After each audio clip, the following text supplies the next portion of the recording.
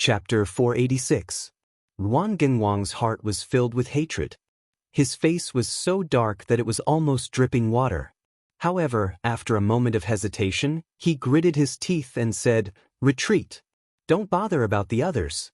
The safety of the king comes first." Yes, retreat. Hearing Ruan Genwang's final decision, the other Kiliarchs couldn't help but heave a sigh of relief. An entire army of 30,000 had entered the Lang Sun region. Not only did they not encounter the enemy, but they had also lost half of their forces. They didn't want to face such an opponent at all. Now that there was a clear order, who would dare to raise any objections? Ruan Genwang retreated. He threw everything he could in the rainforest of the capital city just so that he could leave faster. After Wu Sheng's troops killed a few Jiaoji scattered soldiers who had left the main group, they saw military supplies strewn all over the mountains and plains. There were also some iron weapons that they had snatched from the Han people after entering Yunnan. Now, in order to save their lives, these heavy ironware were abandoned. Yes, Jiaoji was that poor. They didn't have many resources. Even the ironware from the Han people's homes was considered good stuff in the eyes of the Jiaoji soldiers. "Battalion commander, what should we do? Are we still chasing after them?" the subordinate officer asked with a tired look on his face. Wu Sheng really wanted to continue chasing. This way, he believed that he would be able to reap some benefits when facing an army without any morale. However, he knew that the soldiers of the Cold Vanguard had been fighting continuously for more than 36 hours. They were really too tired. If they continued chasing, there would definitely be soldiers who would leave the army due to exhaustion. Since he had brought these people out, he would naturally try his best to bring them back. Tell the soldiers to find a place to bury these ironware and mark it. Then, find a safe place to rest. Yes. The officers below couldn't help but heave a sigh of relief when they heard that they could finally rest. They were really worried that the battalion commander would be so eager to gain merit that he would disregard everything and continue to kill the enemy. In that case, they would definitely carry out the orders. However, there would be casualties due to non-combat situations. That would definitely hurt their own foundation. After this battle in the rainforest, the combat power of all the soldiers who participated in the battle had increased by more than one level. Such elites would naturally become the backbone of Cold Vanguard in the future. Losing even one of them would be a heart-wrenching matter. When the mercenaries stopped chasing, Ruan Genwang could finally breathe a sigh of relief. However, the speed of his army did not slow down. On the contrary, they sped up. They were really afraid.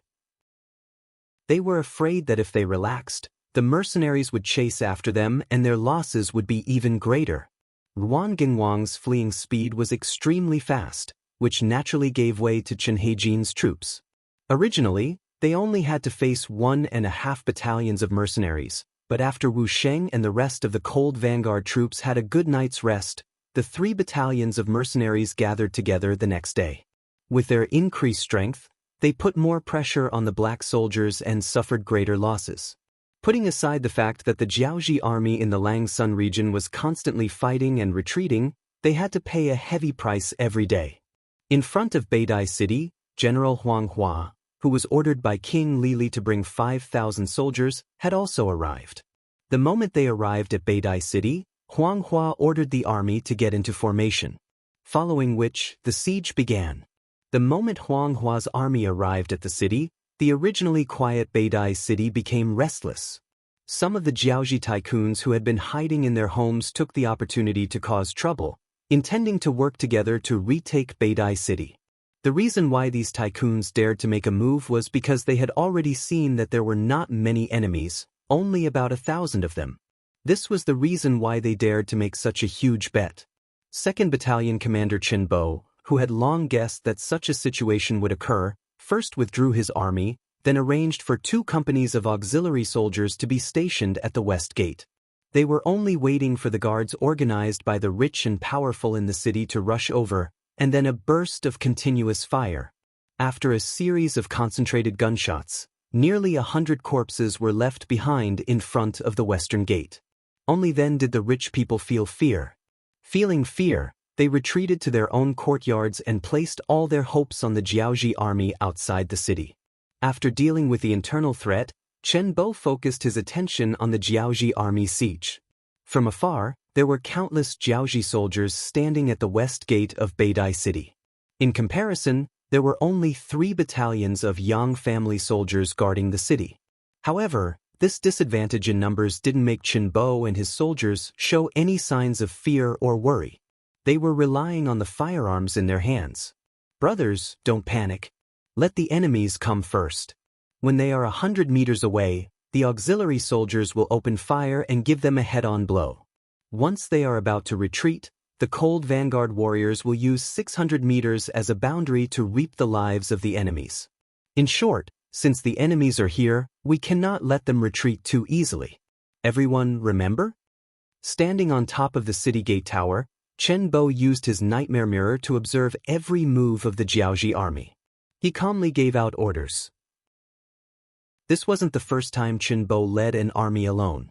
However, in the past, he only fought on a small scale within the Ming dynasty. When he fought against the Huang bandits, he was accompanied by other Ming soldiers and couldn't unleash his full potential. This time, however, there were no restraints and he could fight as he pleased. With Chen Bo's calm command, the cold vanguard warriors, who were already elites, were fearless. Even when facing an enemy 4 times their number, they didn't show any signs of fear. On the contrary, each of them hoped that the enemy would come quickly and not be scared away. They didn't want the credit to fly away from them. The soldiers were of one mind. Chen Bo, who had finished his preparations, led the 3 battalions of soldiers to look ahead with bright eyes. Some of the company commanders and platoon commanders were still mumbling to themselves, "Come on, don't worry, we won't attack you first. We'll come as soon as possible." It seemed like their prayers were effective. The Jiaoji army, who had already set up a formation outside Beidai City, finally moved. A total of 3,000 men, more than half of the army, began to move towards the west gate. There were only 5,000 men. Arranging 3,000 men for a charge was also the idea of the commander, Huang Hua. The intelligence report stated that the entire mercenary army only had about 10,000 men. There must be a portion of them in the Lang Sun region. The conquered Chu-Yi city also needed to be defended. Therefore, there shouldn't be too many enemies in Beidai City. At the very least, there shouldn't be much more than the soldiers under his command. Since there weren't many enemies, Huang Hua decided to send 3,000 men for a charge. He wanted to use the advantage of numbers to suppress the enemy. Perhaps this would be a good start. As for the remaining 2,000 men, there was a reason for that. Once the 3,000 vanguards were successful, the 2,000 at the back would have to join in and achieve victory in one go. However, if the situation wasn't good, the 2,000 men under his command would be able to hold their ground. At the very least, they would have the ability to defend. With this thought in mind, the 3,000 soldiers that Huang Huaxian had sent out began to move. Of the 3,000 men, 500 shield-bearers walked at the front. They were there to defend against the enemy's arrows. Behind him were 1,000 archers who were there to assist in the attack. Then there were 500 ladders. They were in groups of 5 and they were holding a total of 100 wooden ladders. This was to ensure that once the siege began, they could use the ladders to rush to the west gate of Beidai City. Finally, there were 1,000 siege soldiers. They held swords, spears, axes, and halberds in their hands. Their weapons were different, but once they reached the top of the tower, it was time for them to display their strength. With the combination of long and short weapons, their attack power was not low. The 3,000 soldiers of the Jiaoji army marched forward in an orderly fashion. From afar, they looked like a black mass. As they approached, it felt like dark clouds were pressing down on one's head. When they were still far away, the Jiaoji army moved very quickly. At least, that was the case when they were 400 meters away. They probably knew that within this distance, no one could threaten their safety. However, as soon as they entered the 400-meter boundary, their footsteps began to slow down. The shield-bearers were ready to raise their shields at any time. The archers were ready to shoot their arrows when they were within 100 meters. The ladder-bearers were ready to charge recklessly and set up scaling ladders to besiege the city. As they continued to move forward, when they were 300 meters away, their preparations became more complete. Just like the ladders were originally carried. Now, they were lifted and placed at their waists. When the time was right, they could raise them above their heads and charge forward. At a distance of 300 meters, the cold vanguard soldiers could already fire and achieve their goal of killing the enemy. However, Battalion Commander Chinbo had already given the order to shoot only when the enemy was close enough. As a result, not only did no one open fire, they didn't even turn off the safety on their guns. This was also to prevent someone from getting too excited and accidentally firing, scaring away the fat meat in their hands. If that happened, they wouldn't even be able to find a place to cry. Under the gaze of the 3 battalions of the Yangtze Army, the 3,000 Jiaoji Army approached 200 meters, 150 meters, 120 meters. Everyone, get ready. Release the safety. When they were 120 meters away, Chen Bo's calm voice rang out. Originally, he could have waited a little longer. However, he didn't want to wait until they were 100 meters away. He didn't want to wait for the enemy's archers to be able to fire before returning fire. If that happened, who knew if any of the arrows would hit the city walls and injure his soldiers? The losses would outweigh the gains. Chapter 487. Once the order was given, the sound of the guns being released could be heard. Then, the soldiers who were watching on the sidelines began to aim according to the 3 points in a straight line, each looking for their own target. After all this was done, the Jiaoji army had only moved 10 meters. However, within this 10-meter distance, one could clearly see that their footsteps had begun to increase. Clearly, they were worried that the mercenaries on the city wall would suddenly fire arrows. If their charging speed was fast enough, even though they might not be able to dodge the arrows, at least they would have a higher chance of success. The enemy changed from a slow pace to a fast pace, and then they began to jog.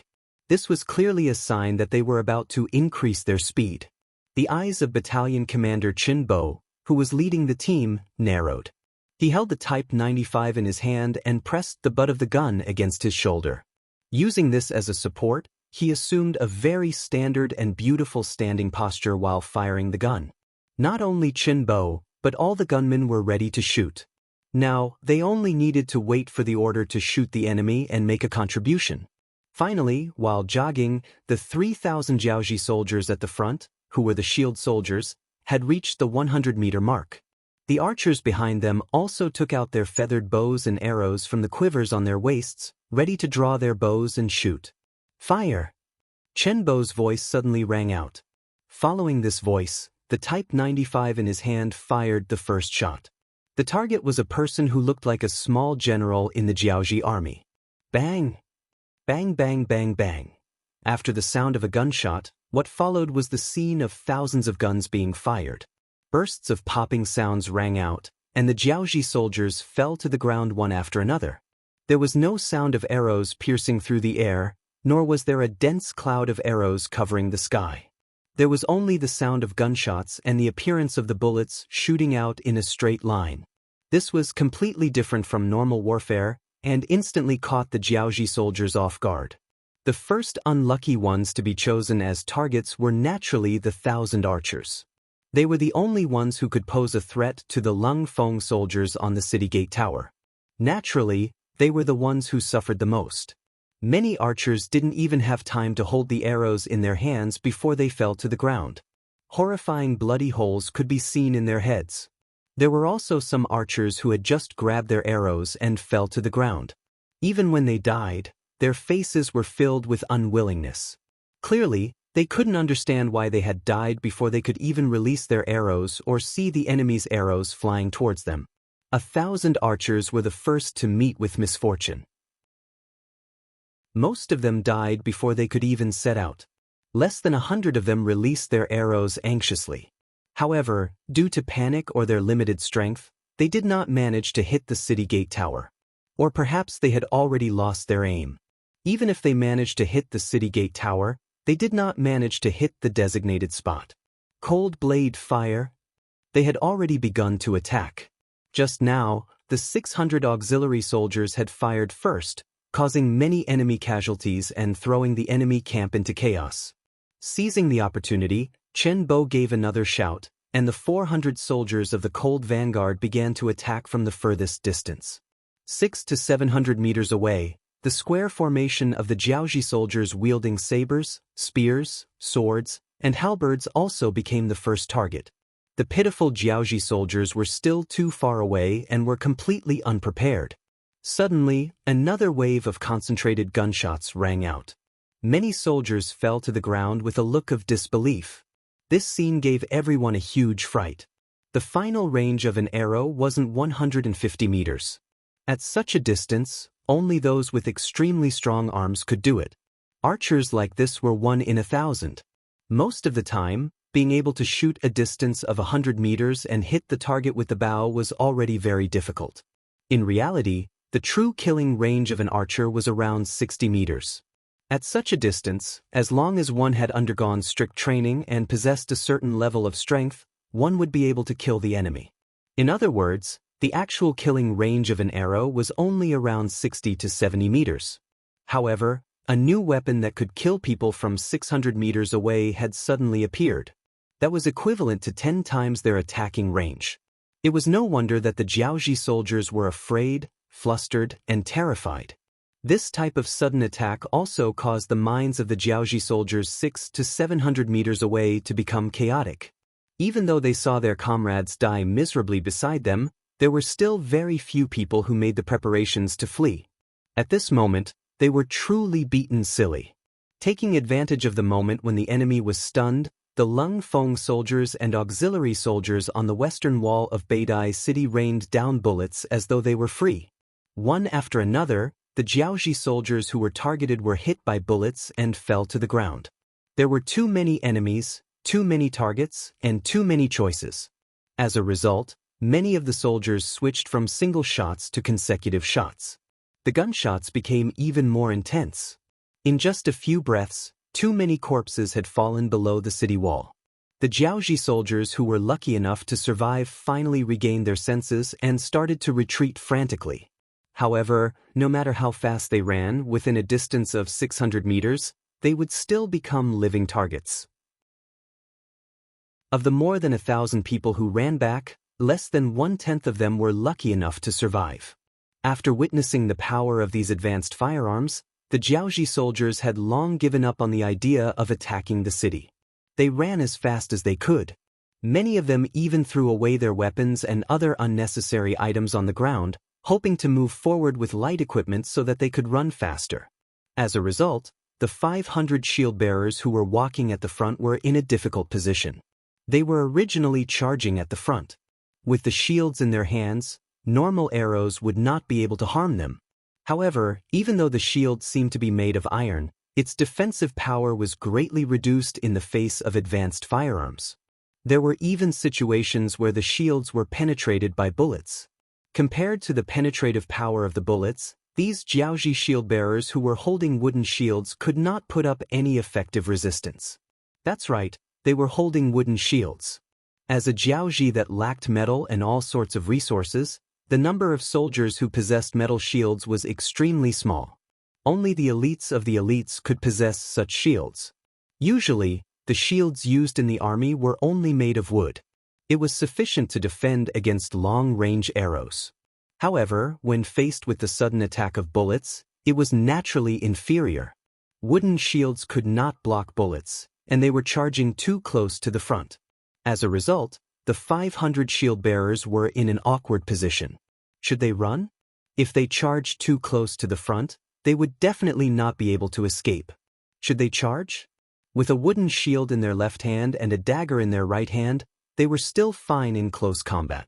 However, when faced with a 10-meter-tall city wall, they were powerless. They could neither fight nor flee, especially when some of the 500 shield bearers wanted to retreat but were killed. On the contrary, none of the 450 shield bearers who stood still and did not dare to move were hurt. Instead, they chose to stay where they were. If they stayed where they were, they would most likely become captives and lose their freedom. However, compared to retreating and dying, it was still much better.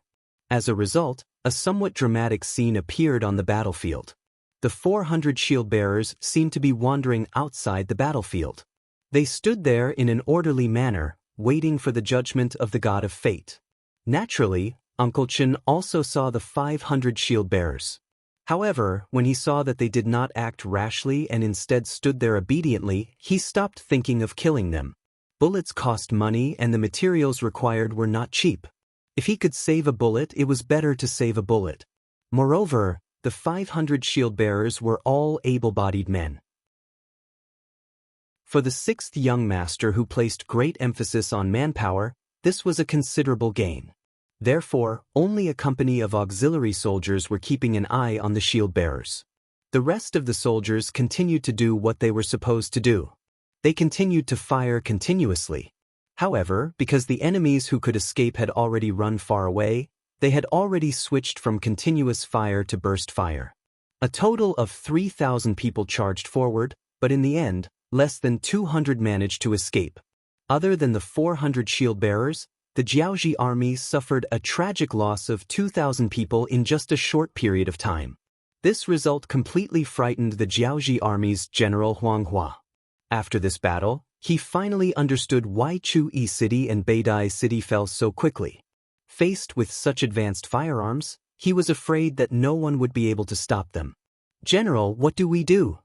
Seeing that the soldiers who charged out were retreating at an even faster speed and less than a tenth of them survived, a Chiliarch could not help but look at Huang Hua with a bitter expression. Frowning deeply, Huang Hua muttered to himself for a moment before making the decision to retreat. They had already lost more than half of their forces and their morale was so unstable. If they continued to charge forward, they would not be able to return. Even if the king wanted to punish them, they could only choose to retreat. The general's decision to retreat made the Chiliarch beside him heave a sigh of relief. Following the order, the 2,000 Jiaoji soldiers who were already afraid of being beaten up frantically retreated at a speed that was more than 2 times faster than when they came. From the looks of it, humans truly cherished their lives. The Jiaoji army retreated. On the city walls, not a single soldier cheered loudly. Perhaps to them, this was something that could not be any more normal. Since that was the case, what was there to be happy about? On the contrary, there were 200 people who were displeased. They were the auxiliary soldiers who were arranged to guard Beidai City. Because of the previous incident where the Jiaoji citizens charged into the city, Chen Bo was worried that there would be a fire behind him. Thus, he arranged for these 200 people to guard the rear. This also meant that they did not have any chance to participate in the battle. It was inevitable that they would feel resentful. Chapter 488. In order to ensure fairness, the 450 Jiaoji shield bearers who didn't dare to move were handed over to the 200 auxiliary soldiers.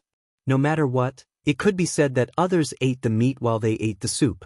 Thus, the 200 auxiliary soldiers opened the city gates under the lead of the 2 company commanders and walked out while glaring fiercely. In order to survive, the shield bearers had thrown all their weapons to the ground. Finally, they saw the mercenaries in green walk out. For some reason, they were not afraid at all. Instead, they felt as if a heavy burden had been lifted off their shoulders. If no one came out to receive them, it would be a dead end. Beidai City's defense was a great victory. More than 2,300 enemies were killed, nearly 500 were captured, and countless military supplies were obtained. When Yang Chendong rushed to Beidai City with a main force of more than 7,000 people, he heard such a report. On the other hand, in Hanoi, the capital of Jiaoji, bad news came one after another. As the king, Lili seemed to have aged a lot in an instant. There were even some voices questioning him, saying that he was going to let the young crown prince take over the throne in advance. When King Lili heard these discussions, he only replied that he understood in a daze. Then, he turned around and entered the royal palace, not seeing anyone else. The king didn't want to see anyone. This caused the officials to panic. Many of them went to Prime Minister Yuan Chunqing to ask for advice. Compared to the other officials who were panicking, Prime Minister Yuan Chunqing was much calmer. "Everyone, don't worry. The crown prince is about to enter the city. Let's go welcome him together." Although Lili had many concubines, he only had 2 sons. One was his eldest son, Li Siki, but he died early. The other was the crown prince's second son, Li Yuanlong. All this time, in order to not have any conflicts with the royal family, Li Yuanlong chose to go to Jiuzhen Prefecture in the south of Jiaoxi. Since he was his father's only son, he wouldn't pass the throne to anyone else. Thus, the crown prince left the capital. Needless to say, this Li Yuanlong was quite capable. According to history, he had indeed inherited Li Li's legacy. During his reign as the king, the strength of Jiaoxi had risen significantly. Geniuses would always show themselves wherever they went. For example, in Jiuzhen County, he relied on the geographical environment near the sea to make Jiuzhen County very prosperous. Of course, it was also because it was close to the sea that he had heard about mercenaries. Occasionally, when he sent out ships to trade with other countries, he would see mercenary warships with 5-starred red flags hanging high above. Compared to the ships of other small countries, the warships of the mercenaries were very domineering in terms of size, water consumption, and attack power. Rumor had it that their ships were equipped with heavy cannons that could sink any hostile ships from a long distance away. Slowly, the ships of the mercenaries became the masters of this area. If other ships wanted to pass through here, they had to pay a heavy tax. Li Yuanlong still remembered the first time he saw a mercenary warship with a red flag hanging high above the sea. Naturally, he was filled with envy when he saw the huge ships sailing past. Since then, Li Yuanlong had given strict orders to his subordinates to not make enemies with the mercenaries. On the contrary, they were to pay taxes on time and not play any tricks. It was because of this extremely correct decision that the ships of Jiaoxi had been very safe. Because of this, they had made many maritime transactions with other countries and earned a lot of money. It was a pity that maritime transactions prohibited the use of ironware. Otherwise, Jiaoxi would have been able to obtain even more ironware and increase the strength of its army. However, he never expected that his father and his country would make enemies with the mercenaries and even lead them to kill their way into the country. When he heard the news, Li Yuanlong rushed over with the 30,000 men of the Crown Prince's personal guards. On the way, he heard the news of the defeat of the army outside Beidou City. Outside the east gate of Hanoi City, Prime Minister Yuan Chunqing led a group of civil and military officials to welcome the Crown Prince, Li Yuanlong. The officials warmly greeted the Crown Prince, the future king. For the sake of their future, it seemed like everyone wanted to curry favor with him. On the surface, Li Yuanlong was chatting and laughing with the officials. However, he quickly called Prime Minister Yuan Chunqing to the side. Prime Minister Yuan, what is going on? Are the mercenaries really that strong on land? At the mention of this question, the wise Yuan Chunqing immediately shook his head in pain. Yes, Your Highness. General Huang Hua came back and said that the enemy had a type of gun that could shoot a few hundred feet away. It could take a person's life on the spot. A gun that could shoot a few hundred feet away? Even though Li Yuanlong was somewhat prepared, when he heard this answer, he was still shocked and sighed. Because of Li Yuanlong's strategy, he had always thought that the Jiaoxi ships and the mercenary ships on the sea were peaceful. This made him think that the enemy's cannons were limited in power. Therefore, they did not make enemies everywhere and became the true overlord of the sea. However, when he heard that they had such a powerful gun, he understood that it was not that they did not have the power to dominate, but that they were not willing to do so. As for the reason, others might not know, but Yang Chundong understood it best. It was that they did not have enough people and manpower. It was because they did not have enough people. Even if they occupied some places now, they would not be able to control them. Facing the enemy's armed forces, he could lead his army to wipe them out, but he couldn't just kill the foreign civilians. If he wanted to rule the world, killing them wouldn't solve the problem. He needed more Han people. Some glory wasn't just for him to enjoy, he needed more Han people to enjoy it together with him. Li Yuanlong was not Yang Chundong. Of course, he did not understand what the other party was thinking. When he heard that the mercenaries had attacked the country, he thought that his father had done something to offend them. Right, Prime Minister Yuan, where is my father? After getting a rough understanding of the situation, Li Yuanlong asked with concern as he walked towards the palace in the city with the other officials. Prime Minister Yuan Chunqing said with an ugly expression, "His Majesty, the king entered the harem alone. He did not allow anyone to disturb him. Anyone? Does that also include this prince? When Li Yuanlong heard this answer, he was first stunned. Then, he thought of something and revealed a look of joy. The king specifically said that he would not see the crown prince. Yuan Chunqing was much more straightforward when he replied. Since there were some things that could not be avoided, then there was no need to avoid it. Although it was a little bullying, he was the king after all. Furthermore, there was no need to bully a father and son. When he heard this affirmative answer, Li Yuanlong's expression slowly returned to normal. He finally understood that his father had left the mess for him to deal with. If there was a mistake, then it would be his fault. Not only would his father not support him, but he would also criticize him and even take back his authority. On the other hand, if he did it well, then his father would have to abdicate. Li Yuanlong was indeed someone who had been the crown prince for many years.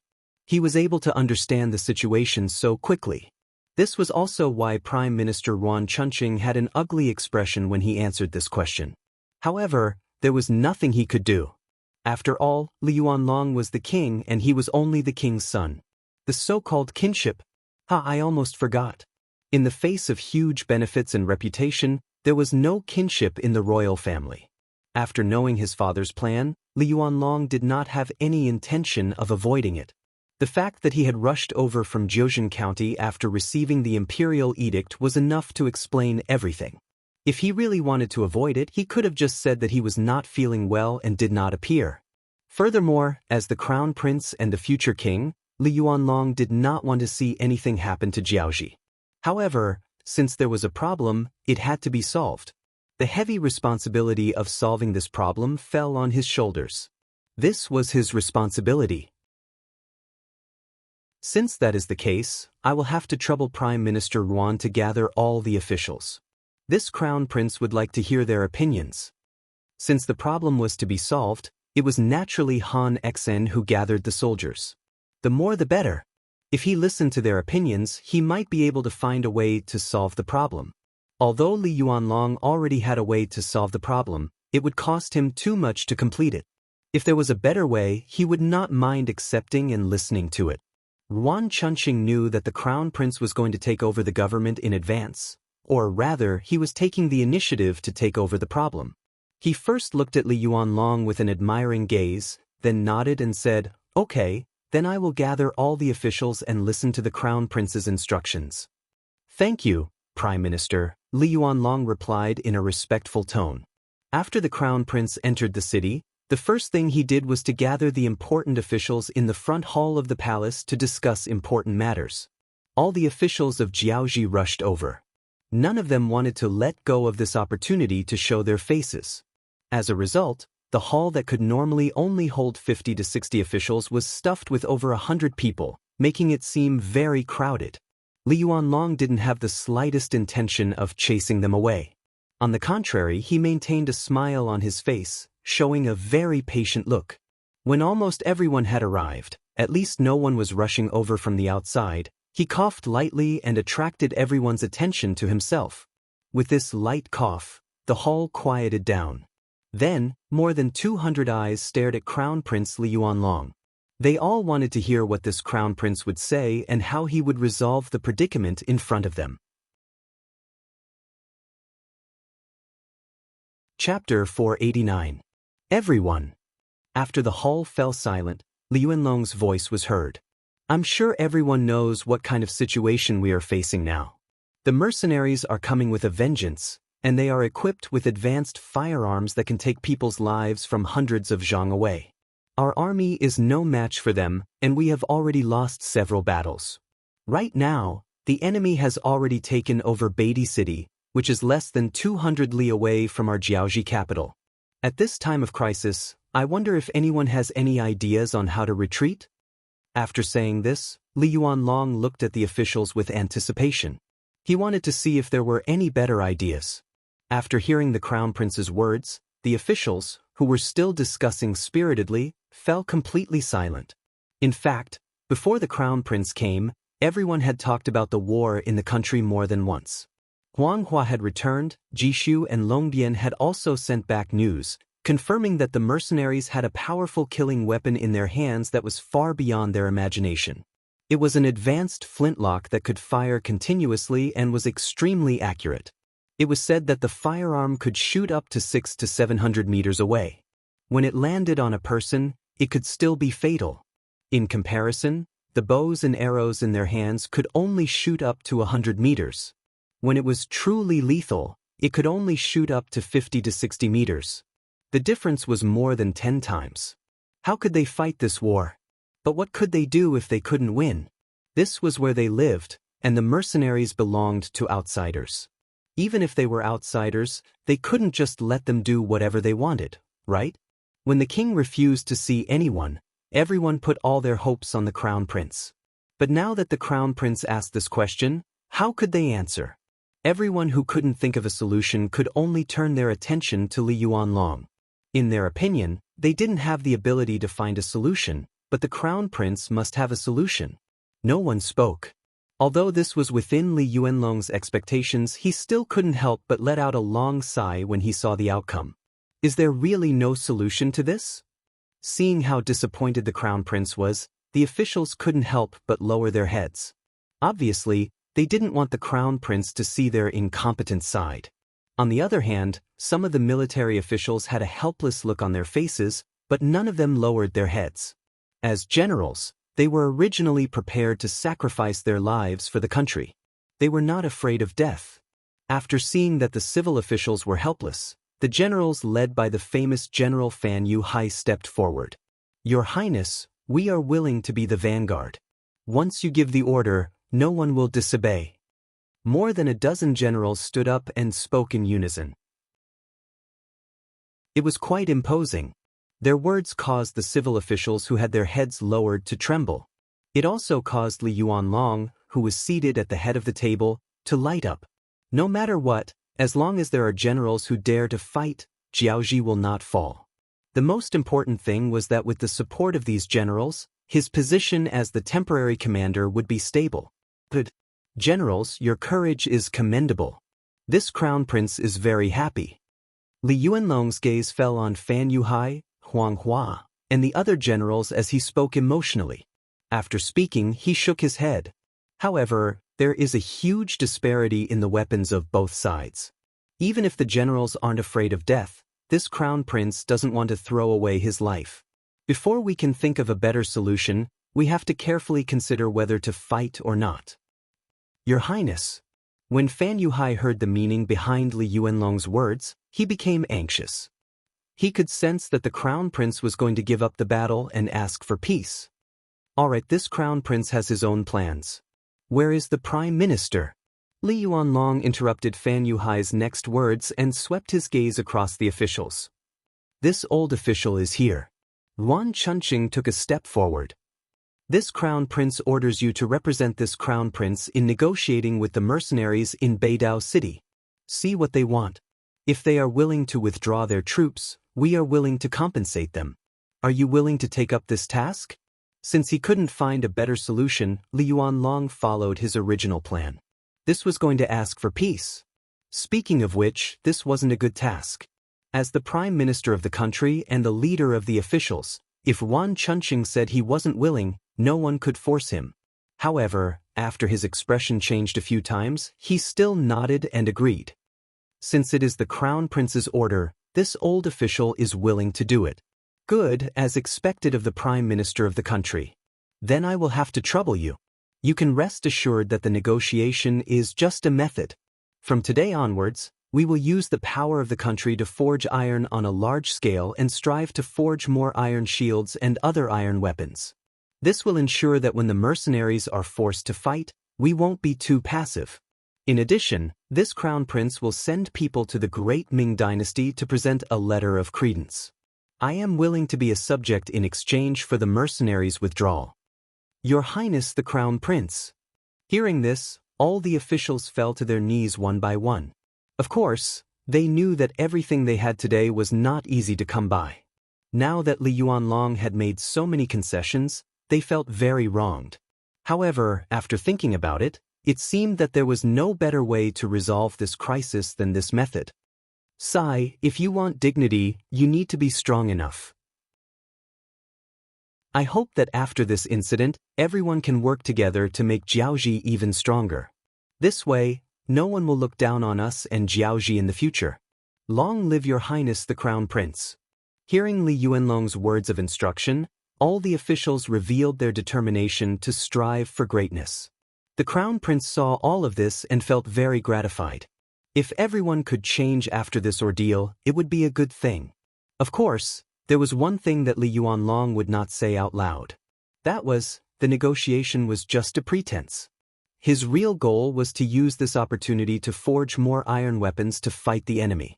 Being influenced by what he saw and heard since he was young, he did not believe that begging could be exchanged for peace.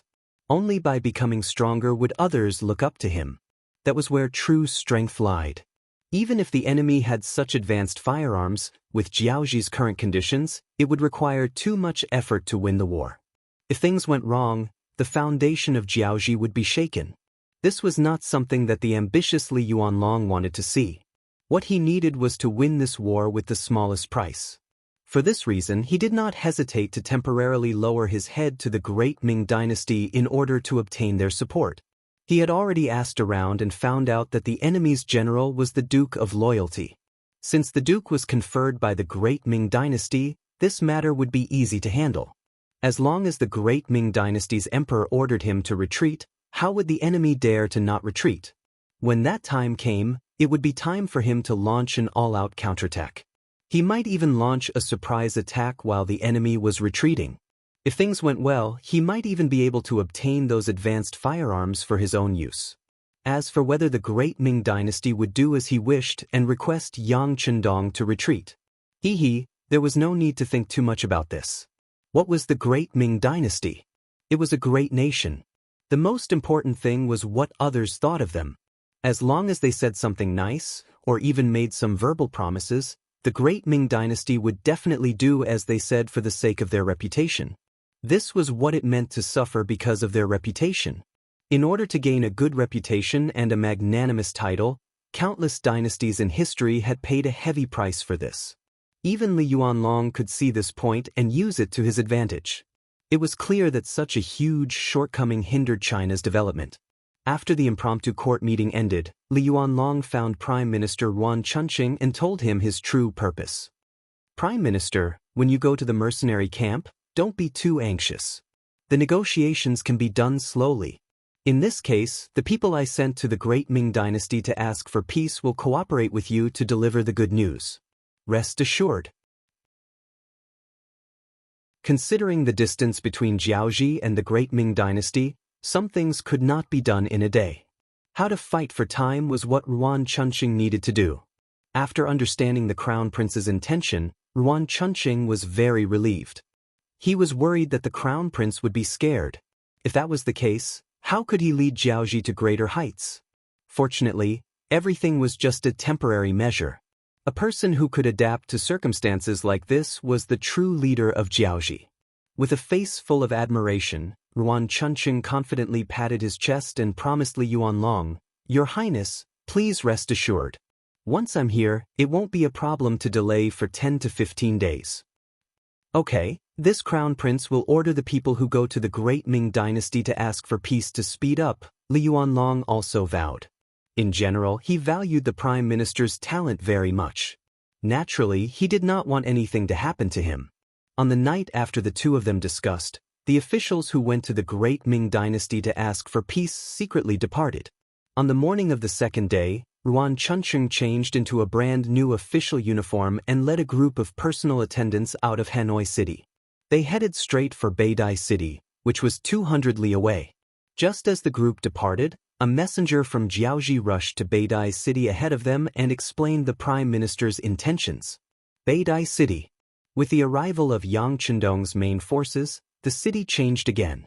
The rich people who instigated others to attack the mercenaries were all dragged out of their homes. Anyone who dared to resist or disobey was killed without mercy. Yang Chendong admitted that he did not have a good temper when it came to people of other races.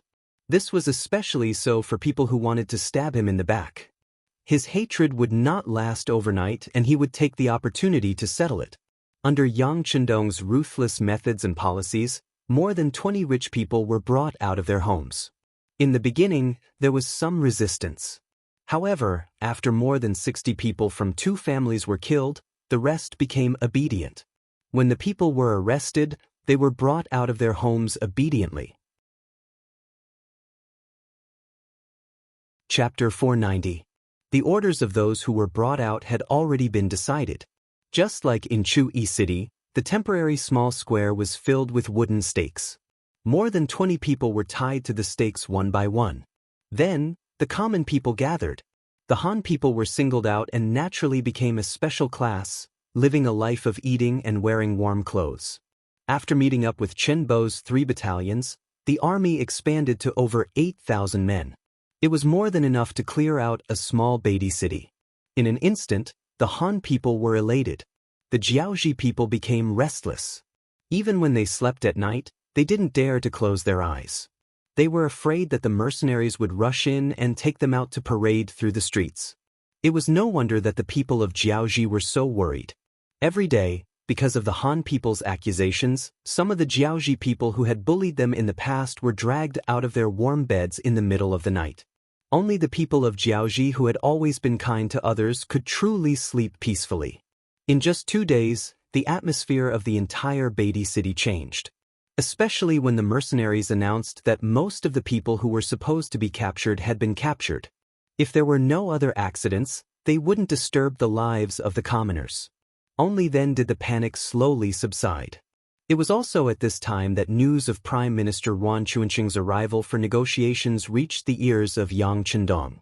According to the news, Prime Minister Yuan would arrive at Beatty City by tomorrow afternoon at the latest. At that time, he hoped that everyone would be able to sit down peacefully for a discussion. Some of the Yang Xianu army officers didn't agree with the Jiaoji people's request for negotiations or even submission. They believed that since the advantage was in their hands, the moment they arrived at Jiaoji, it was only natural that the country would be destroyed. But for some reason, the 6th young master actually agreed to the request for negotiations. He even said that he would welcome the other party into the city. When the news came out, many of the officers were confused. Those with bad tempers were even more upset. In other words, if the order had been given by Yang Chendong, or if it had been any other general, even Leng Song and Gao Xiong would have been criticized. The officers did not understand this decision and were conflicted. As the political commissar of the 2nd Regiment of the Cold Front, Kong Jie immediately went to Yang Chendong and expressed his concerns. Kong Jie had a troubled look on his face. When he saw Yang Chendong, he said, "6th young master, regarding the negotiation with Jiaoji, the officers are quite upset. Although we can't see anything wrong with them, if we can't explain it clearly, it will affect the morale of the soldiers." Kong Jie did not come here to criticize Yang Chendong. He did not dare to do so. He was just reporting his concerns because of his duty. Regarding this, Yang Chendong could understand. He naturally had such a plan. Since Kong Jie came looking for him, it was time for him to give the officers an explanation. "All right, Political Commissar Kong, you don't have to be too anxious. Since this young master was the one who made the decision, I have my reasons. How about this? Inform all the officers and instructors of the various battalions to come for a meeting. This young master has something to say." Seeing that Yang Chendong wanted to personally explain the matter to everyone, Kong Jie was overjoyed. He immediately said, "This subordinate will inform them right away." In less than an hour, all the battalion commanders and instructors of the same rank in the city arrived at the general's residence. This used to be Pan Wenfei's residence, but he was now dead. Naturally, this place became Yang Chendong's temporary residence. More than 30 battalion commanders rushed over and stood orderly in the courtyard.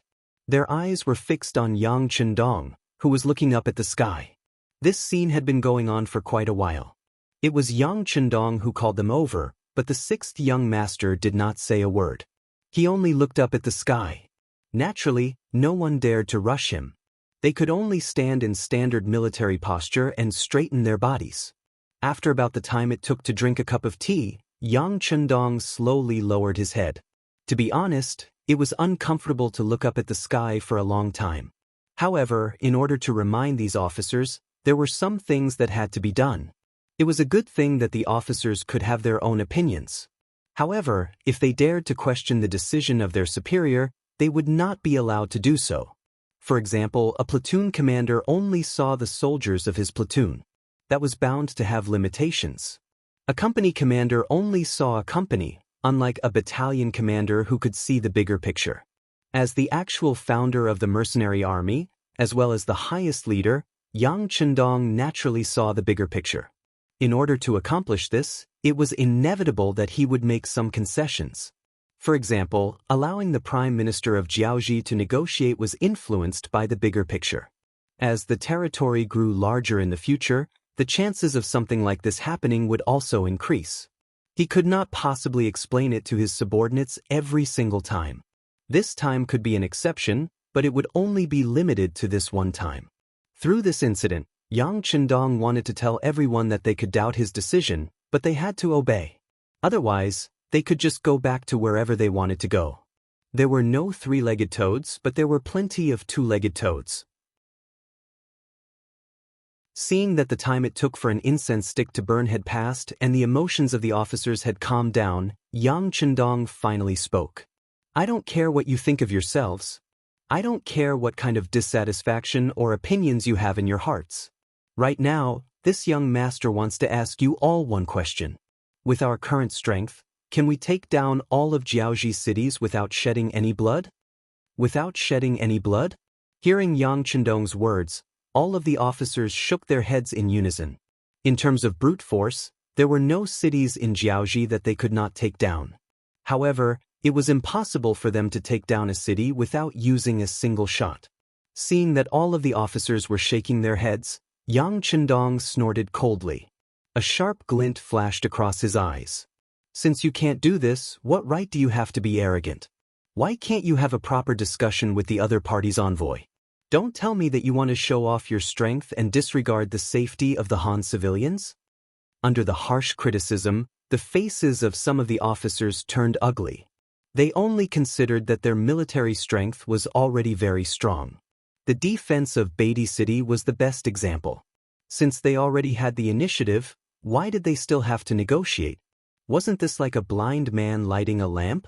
However, when they heard Yang Chendong's questioning, they realized that such a rash action would cause the deaths of all the Han civilians in Jiaoji. Since they could slaughter their way into the various cities of Jiaoji, why couldn't the other party wipe out all the Han civilians in the city before they arrived? If that was the case, even if they killed the civilians, what would they gain? They were nothing more than empty cities with nothing to show for it. This was not their initial strategic goal. They wanted to open up another base here, not just to show off their tyrannical military strength. It could be said that when Yang Chendong said those words, many of the officers understood what was going on. They thought about how they were just ordinary civilians not long ago, living in an abyss of suffering.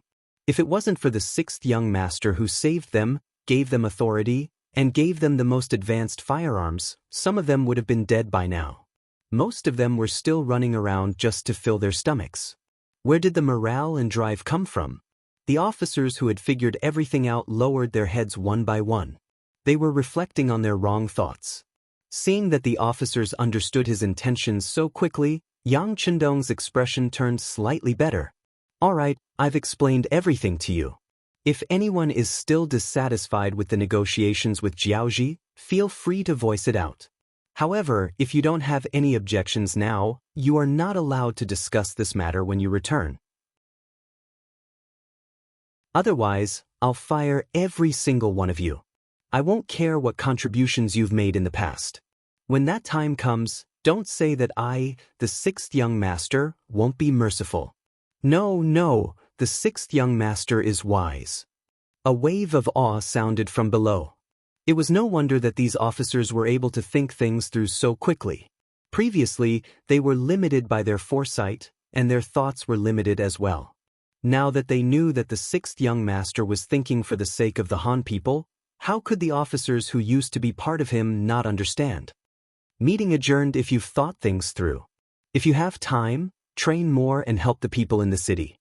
It's better than letting your imagination run wild every day.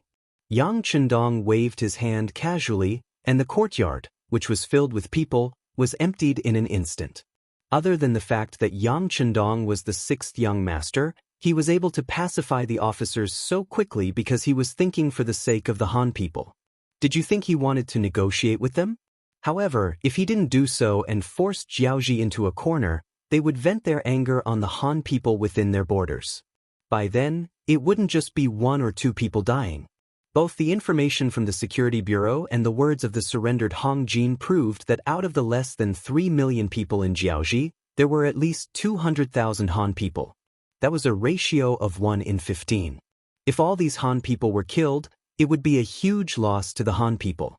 More importantly, many of these people had lived here since young. They had feelings for this place and knew how to build it. If a new batch of people were to come, they would have to adapt to this place all over again, and that would take up a lot of time. Right now, what Yang Chendong lacked the most was manpower and time. After all, the world was so big, who knew how many years it would take to conquer it all? Chapter 491. There were some things that could only be done as quickly as possible. In this way, whether or not the Han people in Jiaoji could survive, and how many of them could survive, would be directly related to the issue of ruling over this place. After convincing these officers, they would go and convince the platoon officers, and the entire army would become stable again. At noon on the second day, a group of 200 people arrived at the west side of Beidai City. Yuan Chunqing arrived at Beidai City 4 hours earlier than planned, and it was enough to show their sincerity and anxiousness. They were afraid that the mercenaries would attack the other cities again, so they rushed over without stopping to rest. When Yuan Chunqing arrived at the city, according to the plan, 2nd Regiment Commander Luo Pe and Political Commissar Kong Jie went out to welcome them and led them into Beidai City. Trying his best to maintain a smile, Yuan Chunqing greeted Luo Pe and Kong Jie before asking about Yang Chendong. May I know where the Duke of Loyalty is? This time, this Prime Minister is under the orders of the Crown Prince to bring some gifts. The Duke of Loyalty is still inspecting the army. If Prime Minister Yuan is anxious, why don't you take a look with us? Political Commissar Kong Jie first smiled at Luo Pe, then turned to Yuan Chunqing and said in an unhurried tone. All of this was planned. Yuan Chunqing was anxious to see Yang Chendong and test his intentions, so he wanted to use this opportunity to give him a good beating and let him see the morale and momentum of the mercenaries. When he heard that Yang Chendong was inspecting the army, a bitter expression flashed across Yuan Chunqing's face. To be able to become the Prime Minister, which one of them was an idiot? How could he not understand the meaning behind this? This was clearly a show of strength. But when he thought about it, he also wanted to use this opportunity to see the strength of the mercenaries. As the saying goes, only by knowing yourself and your enemy can you win 100 battles. Yuan Chunqing agreed. Then I will have to trouble the 2 generals. Under Luo Pe and Kong Jie's lead, they arrived at the northernmost part of the city. This was originally a trading market, but now it was occupied by the mercenaries as a temporary military camp. When they saw the temporary wooden fences from afar, they heard a neat battle cry.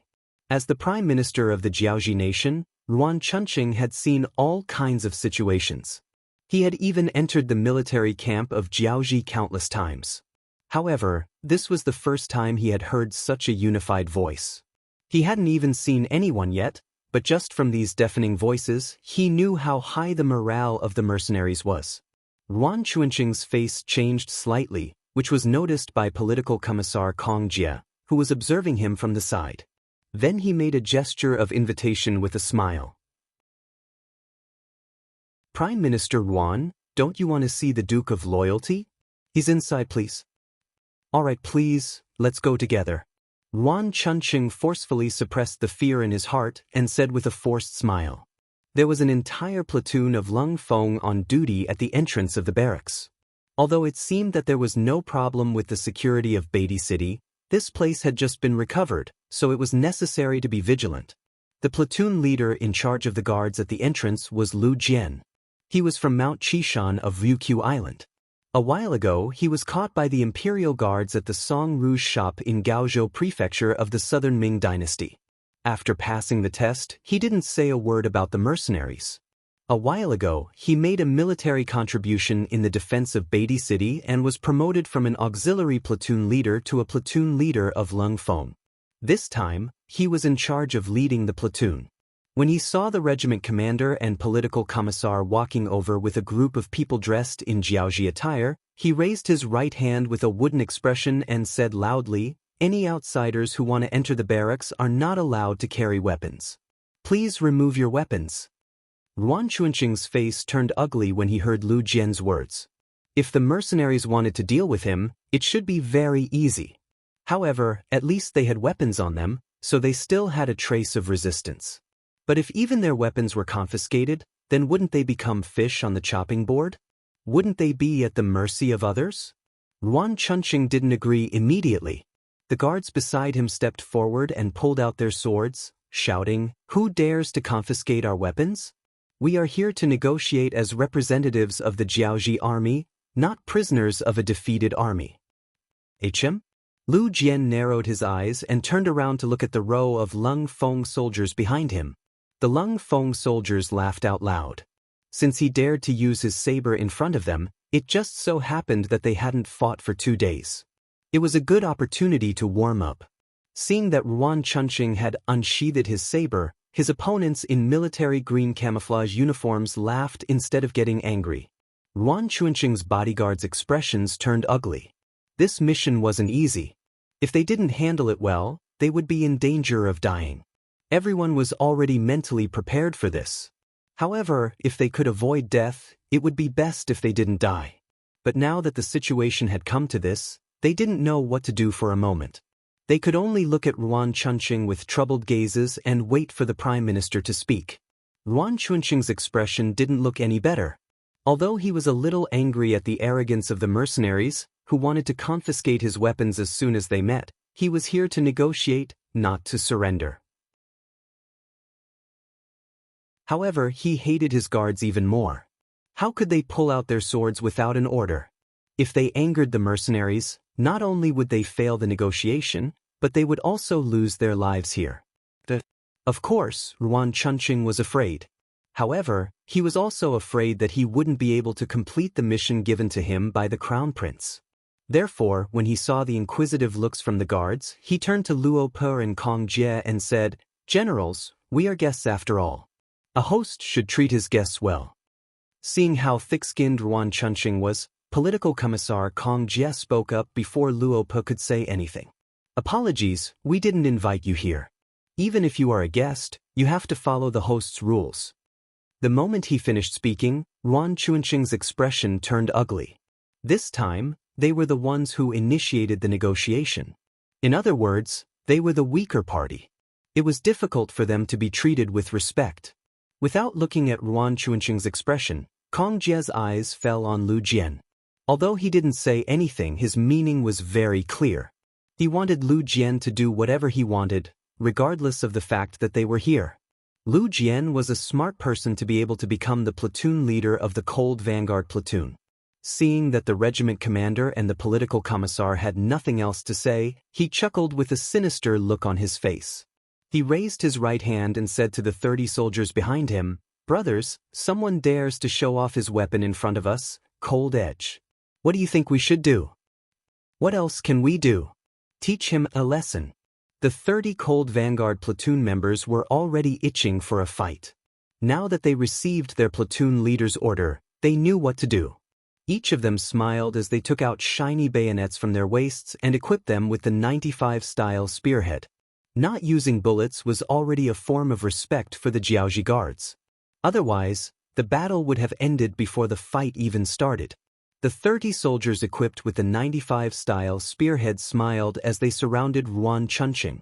However, even though they were smiling, their formation wasn't messed up at all. Instead, they formed a ring-shaped formation. In just a few breaths, more than 30 of Ruan Chuanqing's guards were tightly surrounded. Seeing that the enemy was approaching, the guards gripped their bayonets tightly. Then, the captain of the guards asked Ruan Chuanqing for instructions. Since you are all young and are part of the military, a proper spar can improve everyone's relationship. However, you must remember that your subordinates must know their limits. There must be no deaths.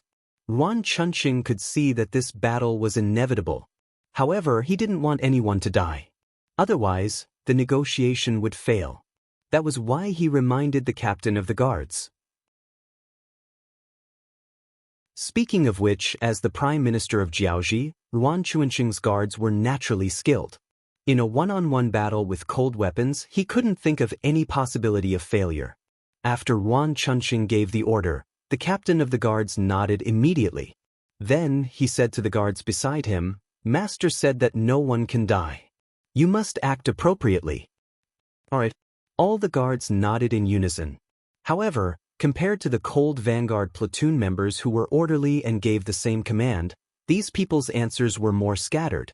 Seeing that the Jiaoji guards were ready, Lu Jian also pulled out the bayonet from his waist and inserted it into the 95-style spearhead.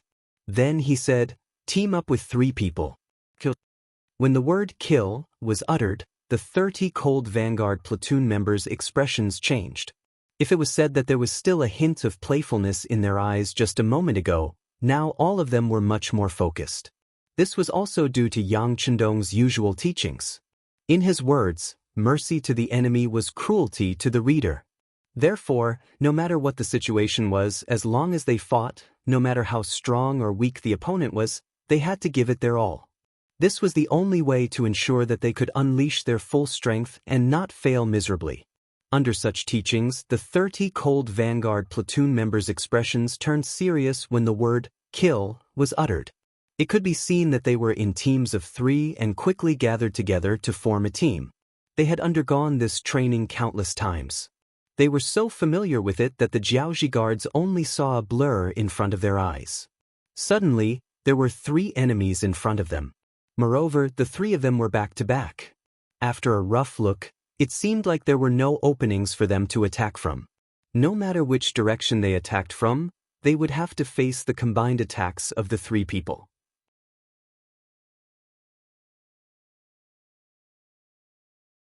Chapter 492. This was the first time the guards saw this 3-3 formation, and they were at a loss of what to do. However, even though they were at a loss, it didn't mean that the cold vanguards would wait for an opportunity. Seeing their opponents' confused expressions, the 10 groups of cold vanguards launched their own fierce attacks. The dazzling white bayonets were everywhere. In just the blink of an eye, at least a dozen guards had been pierced by the bayonets and fell to the ground with a look of helplessness on their faces. Lu Jian also faced Yuan Chunqing's guard captain with his bayonet. The only difference was that they were fighting one-on-one. The guard captain held a large machete in his hand. He was also tall and burly. In comparison, Lu Jian, who was only 1.78 meters tall, was at least half a head shorter than the guard captain. In terms of size, Lu Jian seemed to be at a disadvantage. This gave the guard captain a natural advantage, and he thought that Lu Jian couldn't withstand a single blow. However, just as this kind of underestimation was formed, a bayonet suddenly pierced towards his face. The guard captain's expression changed drastically.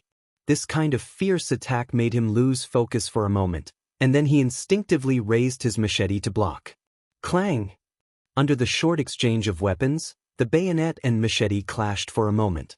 Then, the bayonet that was knocked to the right suddenly turned around and stabbed towards the guard captain's waist. This move was so fast that it didn't seem to be a helpless move at all. It gave people the feeling that it was long prepared. To be able to become Yuan Chunqing's trusted guard captain, his skills were naturally extraordinary. In order to obtain this position, he had competed for a long time and defeated many opponents. Therefore, even though the dagger was as fast as lightning, the captain still managed to dodge it at the last moment with a twist of his waist. This made Yuan Chunqing, who was watching everything from the side, sigh in relief. Just as he thought that Lu Jian's attack was over, and it should be his guard captain's turn to counterattack, the bayonet suddenly turned around and left a bright red wound on the guard captain's waist. Hiss! After the sharp bayonet cut through his waist, the guard captain felt a burst of pain. His face couldn't help but twist and become a little terrifying. He had calculated everything, but he had never considered the uniqueness of the bayonet. It wasn't like a spear that could only stab, it wasn't like a saber that could only slash, it wasn't like a sword that could only stab, it wasn't like a sword that could only stab and slash. On the contrary, this bayonet could be used to stab, chop, whip, chop, and flick. It could be used to its fullest potential and could form an extremely effective killing force. As such, when faced with such a weapon, if one were to view it as an ordinary weapon, it was inevitable that one would suffer a loss. Just like this time, the whipping stance left a bloody wound on his waist. As blood continued to drip from the wound, the guard captain felt that his reflexes and strength were gradually losing. The 30 or so guards were in the same situation as the head of the guards, or perhaps even worse. In front of the 3-to-3 battle formation, in front of the seemingly omnipotent bayonet, none of the guards could withstand a single blow from them. Often, the guards with some skills could block one bayonet attack, but the next bayonet would fly over, making it impossible to guard against and impossible to dodge. The moment Lu Jian injured the captain of the guards, the battle on this side had already ended. None of the 30 or so guards could stand. All of them were lying on the ground with injuries all over their bodies. This was because the Lung Feng soldiers didn't intend to kill and intentionally held back. If this was a real battlefield, it wouldn't be just 30 or so injured that were lying on the ground, but 30 or so corpses. Enough! Ruan Chunqing's expression turned extremely ugly when he saw that the guards he was so proud of were all defeated in such a short period of time. He was afraid that more of his men would be injured or killed if this went on. Thus he roared loudly. When the country's prime minister put on a stern face, he naturally had an intimidating aura. Unfortunately, this aura was nothing in the eyes of Luo Pe and Kong Jie. On the contrary, the latter said in a mocking tone, "What's wrong? Prime Minister Ruan, are you afraid? If you are, you can go back to Hanoi City now and regroup. We will see who wins and who loses on the battlefield." He was obviously trying to provoke Ruan Chunqing. How could Ruan Chunqing respond? Although he was a little annoyed that his guards didn't give him face, he wouldn't forget what his mission was. Next, he pretended that he didn't hear anything and said, "Generals, I'm here to see the Duke of Loyalty. Please lead the way." The Duke of Loyalty is in the barracks, but you can't bring any weapons in. Kong Jie reminded with a smile. This old man understands. This time, Ruan Chunqing was straightforward. He reached out and took off the sword on his waist, which was used as an ornament, and handed it to a guard behind him who had just gotten up. Then, he said to the head guard, "Put down your weapon and follow this old man in." Ruan Chunqing's cooperation made Kong Jie speechless. In his heart, he sighed at Ruan Chunqing's flexibility. He signaled Commander Luo Po with his eyes. After seeing the other party nod in agreement, he smiled and said to Ruan Chunqing, "Prime Minister Ruan, please." A fight broke out suddenly and ended quickly. In the end, Lung Feng won. Of course, Lung Feng had the advantage of being equipped with a bayonet, but more importantly, it was because of their cooperation. In other words, Lung Feng was Lung Feng.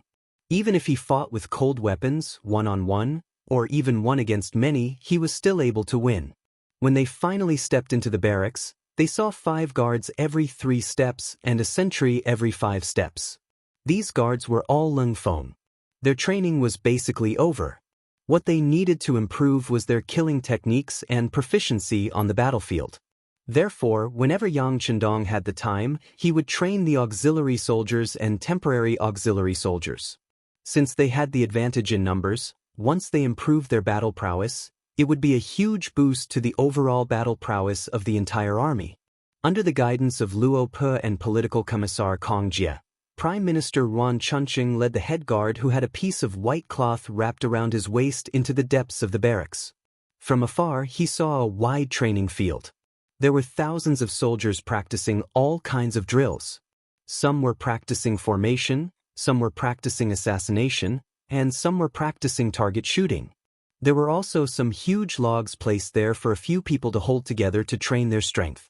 All in all, Ruan Chunqing had never seen such a training method before. All of this gave him a sense of novelty. It was as if Granny Lu had entered the Grand View Garden. When he walked in front of a group of soldiers who were practicing walking under the slogan, 1, 2, 1, Yuan Chunqing was very curious. He couldn't help but ask Luo Per and Kong Jie beside him, "Generals, why are they practicing walking?" Of course, the two regimental officers wouldn't tell him the various benefits of proper formation training.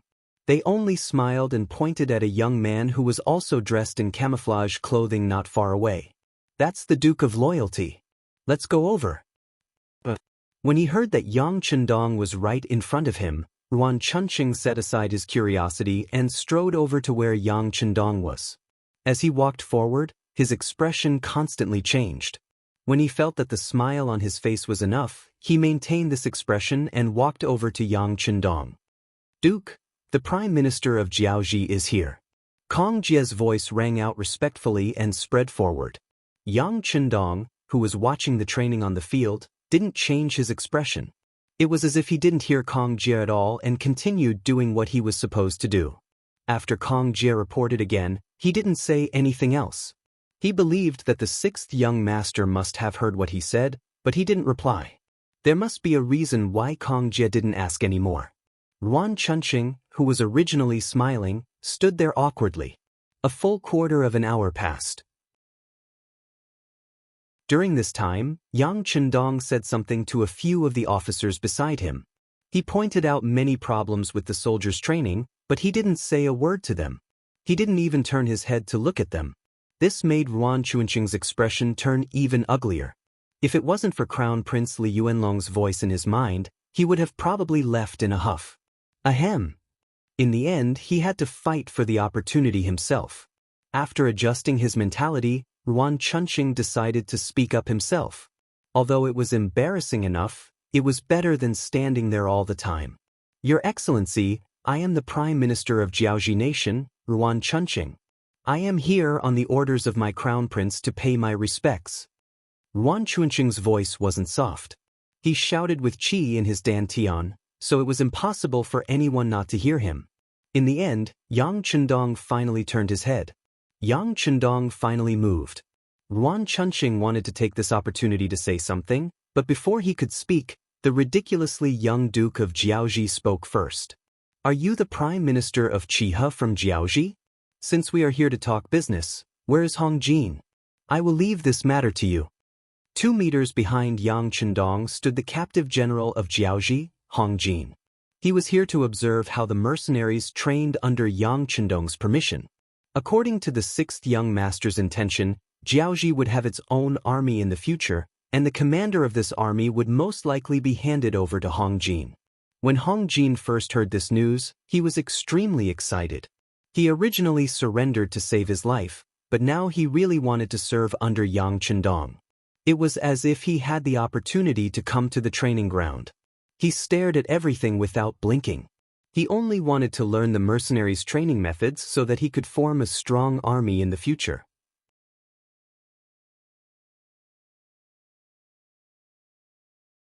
Chapter 493. He was still in the middle of studying when Yuan Chunqing's sudden arrival attracted his attention. As a former deputy general of Jiaoji, how could he not know the Prime Minister of Jiaoji? It was just that with his previous status, he couldn't talk to him at all and could only watch from afar. Just now, Yuan Chunqing's performance fell into Hong Jin's eyes. When he saw the high and mighty Prime Minister bowing to the sixth young master, he didn't know why, but he felt a burst of joy in his heart. He originally felt inferior because he was a surrendered general, but now it seemed that there was no difference between him and the Prime Minister. Just as he was thinking about this, Yang Chendong suddenly called out his name. This made him tremble and he couldn't believe what he had just heard. While Hong Jin was still in shock, Tiger's Mane, who was beside Yang Chendong, had already handed him a piece of paper with words written on it. "This is the request for the negotiation. Take a good look. This is also a chance for you to perform well. Seize it." Tiger's Mane patted Hong Jin's shoulder as he spoke. This seemingly inconspicuous action made Hong Jin very excited. Who didn't know what kind of person Tiger's Mane was? He was Yang Chendong's most trusted person. Even regimental officers like Luo Pe and Kong Jie were very respectful in front of him. It was definitely Hong Jin's honor that Tiger's mane thought highly of him. The excited Hong Jin immediately straightened his chest and said with an incomparably firm tone, "Please rest assured, Tiger's mane and Tiger's mane. I will definitely handle this matter well." Hong Jin promised solemnly. Under Tiger's mane's signal, he came in front of Ruan Chunqing and stretched out his right hand. "Prime Minister Ruan, I will be in charge of the negotiation. Please." Ruan Chunqing's original intention was to negotiate with Yang Chendong. In his opinion, this was the only way to have an equal relationship. However, Ruan Chunqing ignored him. If he insisted on staying here, who knew what would happen? Ruan Chunqing didn't want to ruin their relationship before the negotiation, so he could only sigh and agree. "Thank you, General Hong." Being addressed so politely by Ruan Baiqing, Hong Jin's face was full of joy. "Well said, Prime Minister Ruan, please." Hong Jin's face was full of confidence, but when he really looked at Yang Chendong's conditions, he couldn't help but have a headache. Never in his wildest dreams did he expect the sixth young master's demands to be so harsh. The higher-ups actually demanded that Jiaoji hand over all the cities other than Hanoi City. They also demanded that the Jiaoji army disarm themselves and hand over their weapons. How was this a negotiation? It was clearly forcing the other party to perish. He did not think that Ruan Chunqing would agree. Therefore, when the two of them walked out of the military camp and found a quiet courtyard to sit down, Hong Jin was prepared for Ruan Chunqing to get angry and leave. In fact, Ruan Chunqing was very angry when he saw Yang Chendong's demands. This was an impossible condition. Fortunately, he didn't come to negotiate, but to buy time. Therefore, he didn't leave in anger like Hong Jin expected. Instead, he said seriously that the Jiaoji nation wouldn't accept such conditions and asked them to lower their standards before negotiating. Ruan Chunqing suddenly said such nice words, and he didn't even say a word of anger. This made Hong Jin feel that it was unrealistic. The Beidai city general's residence was now Yang Chendong's resting place. After dark, Hong Jin came to the inner courtyard after being notified. He saw Yang Chendong, who had just finished his dinner and was drinking tea and resting. "Greetings, Duke of Loyalty and Courage." Hong Jin knelt on the ground with a plop and said sincerely. He wanted to call him the sixth young master, but he knew that with his current status, he didn't have the right to do so. "You're here. How's the situation?" Yang Chendong stretched out his hand and gestured for Hong Jin to get up. He also asked about the negotiations. "Duke of Loyalty, I have already talked to Prime Minister Ruan. He thinks that our demands are too high. He hopes that we can lower our standards," Hong Jin said honestly. "Lower your standards?" Yang Chendong's face flashed with an unknown smile. "He's not angry?" Hearing Yang Chendong's question, Hong Jin was stunned at first. Then he thought for a while and said, "He's a little angry, but he doesn't show it." Ha! At this moment, Yang Chendong couldn't help but laugh out loud. He had made demands and conditions that were impossible for the other party to fulfill, but the other party didn't turn hostile or get angry. He only said that the demands were too high. What did this mean? It could only mean that the other party didn't really want to surrender at all. Everything was just to stall for time. So, no matter what request Yang Chendong made, they would use all kinds of reasons to reject it. The so-called negotiations, Jiaoji wasn't sincere, and Yang Chendong was never serious. This was just a way for everyone to test each other. Through this test, Yang Chendong got the result he wanted. That was, the other party was indeed stalling for time. They should be planning something. Before they were ready, they wouldn't easily turn hostile. After understanding this, Yang Chendong knew what to do. He said to Hong Jin, who was still standing on the opposite side waiting for orders, "How about this? When you talk to the other party tomorrow, just say this." At the same time, in a courtyard temporarily provided for Ruan Chunqing, the Prime Minister of Jiaoji had also finished his meal and was chatting with the guard captain beside him. "You've seen the training ground today, right? With your experience, if we were to go against the mercenaries now, what are our chances of winning?" Ruan Chunqing asked with interest. Although it was true that he was the Prime Minister, he didn't know much about military affairs, unlike the guard beside him, who was originally a military man. Seeing the Prime Minister asking so seriously, the guard captain hesitated for a moment before shaking his head. The mercenaries' morale is very high. If we were to go against them now, I'm afraid we would lose. What are our chances of winning? After Yuan Chunqing asked, he seemed to have thought of something and said, just say it boldly. There are only the two of us here. After receiving the Prime Minister's encouragement, the guard captain looked eager to give it a try. Then he slowly squeezed out 2 words. 20%? Hearing the words, Yuan Chunqing looked at the guard captain suspiciously. Being stared at, the guard captain lowered his head and squeezed out 2 words with difficulty. 10%. Only 10%. Hearing this answer, Yuan Chunqing was clearly very dissatisfied. Yes, with our current weapons and equipment, it's only 10%. However, if we can have more metal shields, perhaps we can increase it a little. If there's any way to make the mercenaries hesitate, then our chances of winning will be even higher, the guard captain answered honestly. Yuan Chunqing knew that this was the truth, but this result still made him very dissatisfied. He couldn't help but let out a long sigh. Then he began to think in his heart. The Crown Prince had already ordered people to forge metal shields and even said that he wanted to build mobile metal carriages. If that was the case, then it wasn't like they wouldn't be able to retaliate at all. Thinking about how he had already sent people to the southern Ming Empire, if they could pressure the Duke of Loyalty, then their chances of winning would increase. Sigh, what we lack is time. Yuan Chunqing sighed. Whether it was forging metal shields, metal carriages, or going to the southern Ming Empire to ask for help, they all needed time. However, would the mercenaries give them enough time? How could he delay? It seems that there is a need to make some concessions on some matters. Yuan Chunqing muttered to himself. The first negotiation ended without any results. The next morning, without waiting for Hong Jin to leave, Yuan Chunqing took the initiative to look for him. It was no wonder that he couldn't keep his cool. After all, in comparison, he was under more pressure. Hong Jin was still thinking about how to complete the task given to him by the 6th young master. Now that Yuan Chunqing took the initiative to look for him, he was no longer in a hurry. He smiled and invited the Prime Minister, whom he once looked up to sit in his courtyard and drink tea. The initiative was already in his hands, so of course, Hong Jin wasn't in a hurry. However, Yuan Chunqing couldn't. Although he wanted to pretend to be very shrewd, the situation didn't spare him.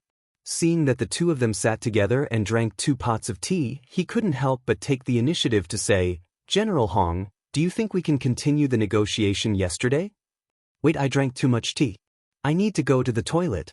Hong Jin didn't wait for Yuan Chunqing to finish his sentence. He pretended to be in a hurry to pee, apologized, and left.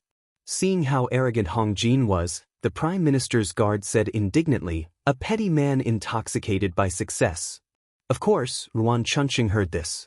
He already knew about Hong Jin's background, and even knew that he was from the Hong family.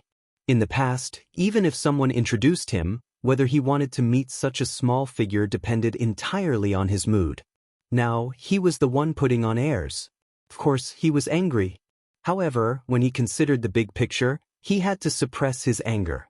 Forget it, a great man knows when to yield, right? So what if he lowered his head in front of this petty man?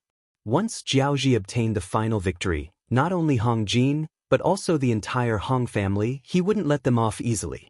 After comforting himself in his heart, Hong Jin waited for nearly an hour before returning to the courtyard with a satisfied look on his face. When he entered, he pretended to be embarrassed and said, my stomach isn't feeling well.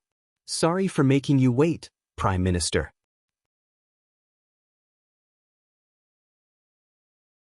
Chapter 494. Although his words sounded nice, he did not seem to be apologetic at all. Yuan Chunqing did not want to lower himself to his level. As long as he could stall for time and let the other party be proud of himself, so what? General Hong, are you all right now? Can we continue with the discussion about yesterday's matter? After all, you are a citizen of Jiaoji, and the Hong family is the cornerstone of Jiaoji. For this reason, can we compromise a little? Seeing Hong Jin sit down again, Yuan Chunqing was afraid that the other party was up to no good, so he said all these in one breath. Compromise a little? Hong Jin pretended not to understand and asked. Let's see if we can cede a few cities to the Duke of Loyalty.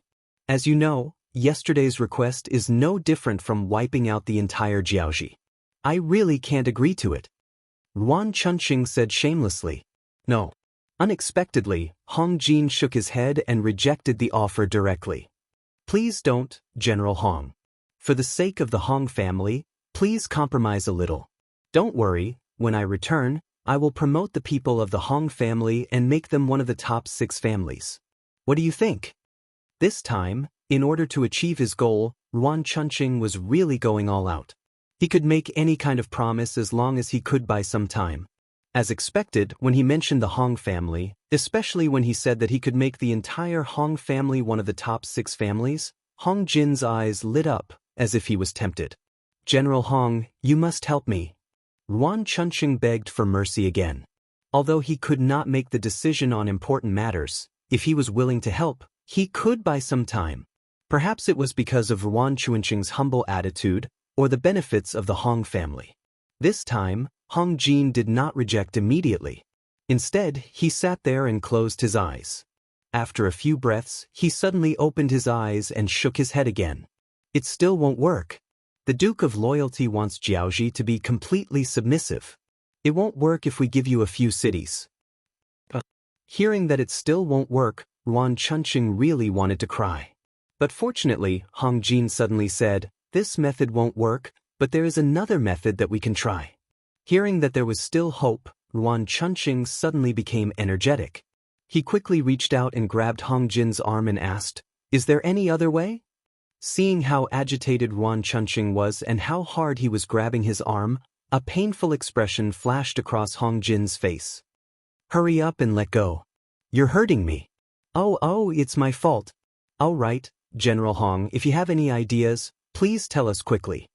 Seeing how easily Yuan Chunqing apologized and how anxious he was, Hong Jin felt that the time was right and said slowly, I'm sure you know what the loyal Duke did after he took over Beidong City since you've been here for a day. What did I do? Facing this question, Yuan Chunqing was puzzled and thought hard. As expected of a prime minister, his mind worked quickly. It was unknown what he thought of, but he suddenly raised his head to look at Hong Jin and asked, General Hong, are you referring to Duke Zhongwei's policy towards the Han and Jiaoji people? Hearing that the topic was about to be discussed, Hong Jin couldn't help but be amazed at how smart the other party was. He nodded at this moment. That's right. The loyal Duke is very good to his own people. This general has heard from him more than once that he is worried about the status and living conditions of the Han people in Jiaoji. If we can work on this aspect, we might be able to cater to his interests and give Jiaoji a chance to breathe. HM? Hearing this, Yuan Chunqing's mind spun quickly. He thought that if he could really work on the Han people, wouldn't he be able to buy some time for the crown prince? This was the new request that Hong Jin received when he visited Yang Chendong last night. Previously, Yang Chendong was worried that the Han people would suffer losses if a war broke out. It would be great if they could save them in advance. Right at this moment, Yuan Chunqing arrived. Yang Chendong wouldn't believe that the other party wanted to negotiate or even surrender.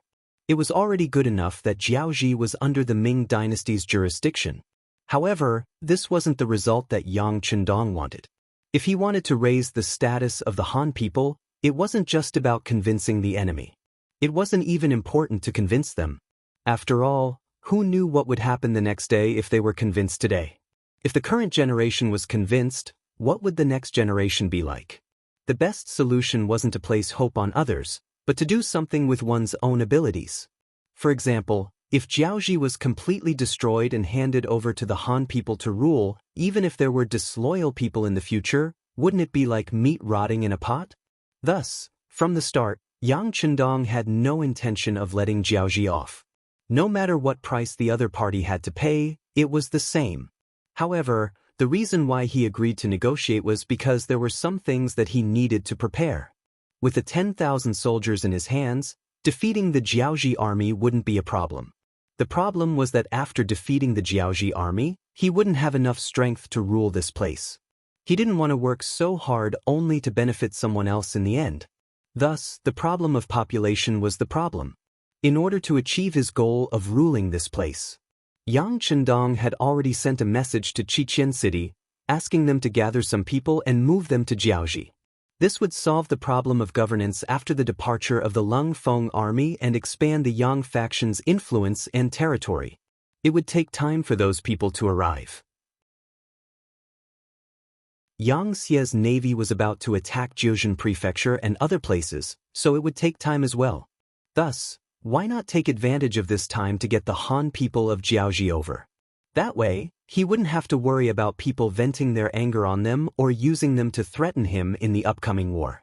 This was why he gave Hong Jin a new mission after meeting him last night. This was why Hong Jin seemed to be persuaded by Ruan Chunqing and took the initiative to give him ideas. Otherwise, with Hong Jin's status as a surrendered general, how would he dare to come up with such an idea and make such a decision? However, how would Ruan Chunqing know all of this? Furthermore, with his worldview and outlook on life, if there was a day when Jiaoji attacked the Great Ming, he would definitely not consider the lives of the Jiaoji people living in the Great Ming. It was precisely because of this different understanding that he decided to agree to Hong Jin's idea immediately after hearing it. However, he was still a little worried about whether Hong Jin's guess was right or not. What if everything was what they thought and the Duke of Zhongdong attacked them? Wouldn't that be bad? After making up his mind, Ruan Chunqing looked at Hong Jin with a burning gaze. General Hong, are you sure that as long as we send all the Han people in the country over, the Duke of Zhongdong will sit down and negotiate with us? I'm not sure. Hong Jin shook his head honestly, but then he said, but I know that doing this can stall for time, right? And if we can stall for time, we will have time to think of a better way, right? The moment Hong Jin said that, Ruan Chunqing's heart began to beat faster. He thought that the other party had seen through his intentions. However, when he heard the last sentence, he couldn't help but relax. Yes, doing this could indeed stall for time. Even if they couldn't think of a better idea during this time, at least this could prevent the war from happening immediately. This would give the crown prince and the messenger to the Great Ming more time to prepare. Thinking that this was originally a matter with only benefits and no harm, Ruan Chunqing nodded and agreed. Okay, we will do as General Hong said. I will send someone to send a letter to the crown prince and send all the Han people in the country here. However, this is a huge project. I'm afraid that it can't be done in a year or half a year. The last sentence was said by Ruan Chunqing tentatively. Because if there was really a year or half a year, the crown prince would be able to prepare. Once the iron shields and iron chariots could be manufactured, they would have a chance to fight against the mercenaries. At that time, with the advantage of the number of troops and the fact that they were fighting on their home ground, the chances of winning were not small. What? Half a year or a year? Huh, Prime Minister Ruan, don't joke around. Do you think the Duke of Zhongdong will agree? When Hong Jin heard that it would take such a long time, he couldn't help but laugh. He didn't forget that Yang Chendong set a time limit when he gave him this task last night. Ruan Chunqing didn't really expect that it would take so long. After all, the Jiaoji country wasn't big. It wasn't like the Great Ming, where it took a long time to walk from the south to the north. When he saw that he couldn't test Hong Jin, he asked in a consulting tone, then according to General Hong, how long is it appropriate to do this thing? Hong Jin didn't speak immediately. Instead, he raised his hand and stretched out 5 fingers. 5 months? Seeing this gesture, Ruan Chunqing instinctively said. Hong Jin shook his head. Then it's 50 days. When he said this, Ruan Chunqing had a bad feeling in his heart. But Hong Jin still shook his head after hearing this. Then he said in an unquestionable tone, 5 days. If it's more than that, I can't guarantee that I can convince the Duke of Zhongdong. What? 5 days? That's impossible. Ruan Chunqing jumped up from the chair and said in an agitated tone. Not to mention that he originally wanted to use this matter to delay time, even if he really wanted to do it, it was absolutely impossible to do it in 5 days. From some places in Jiaoji to Beidai City, 5 days was far from enough.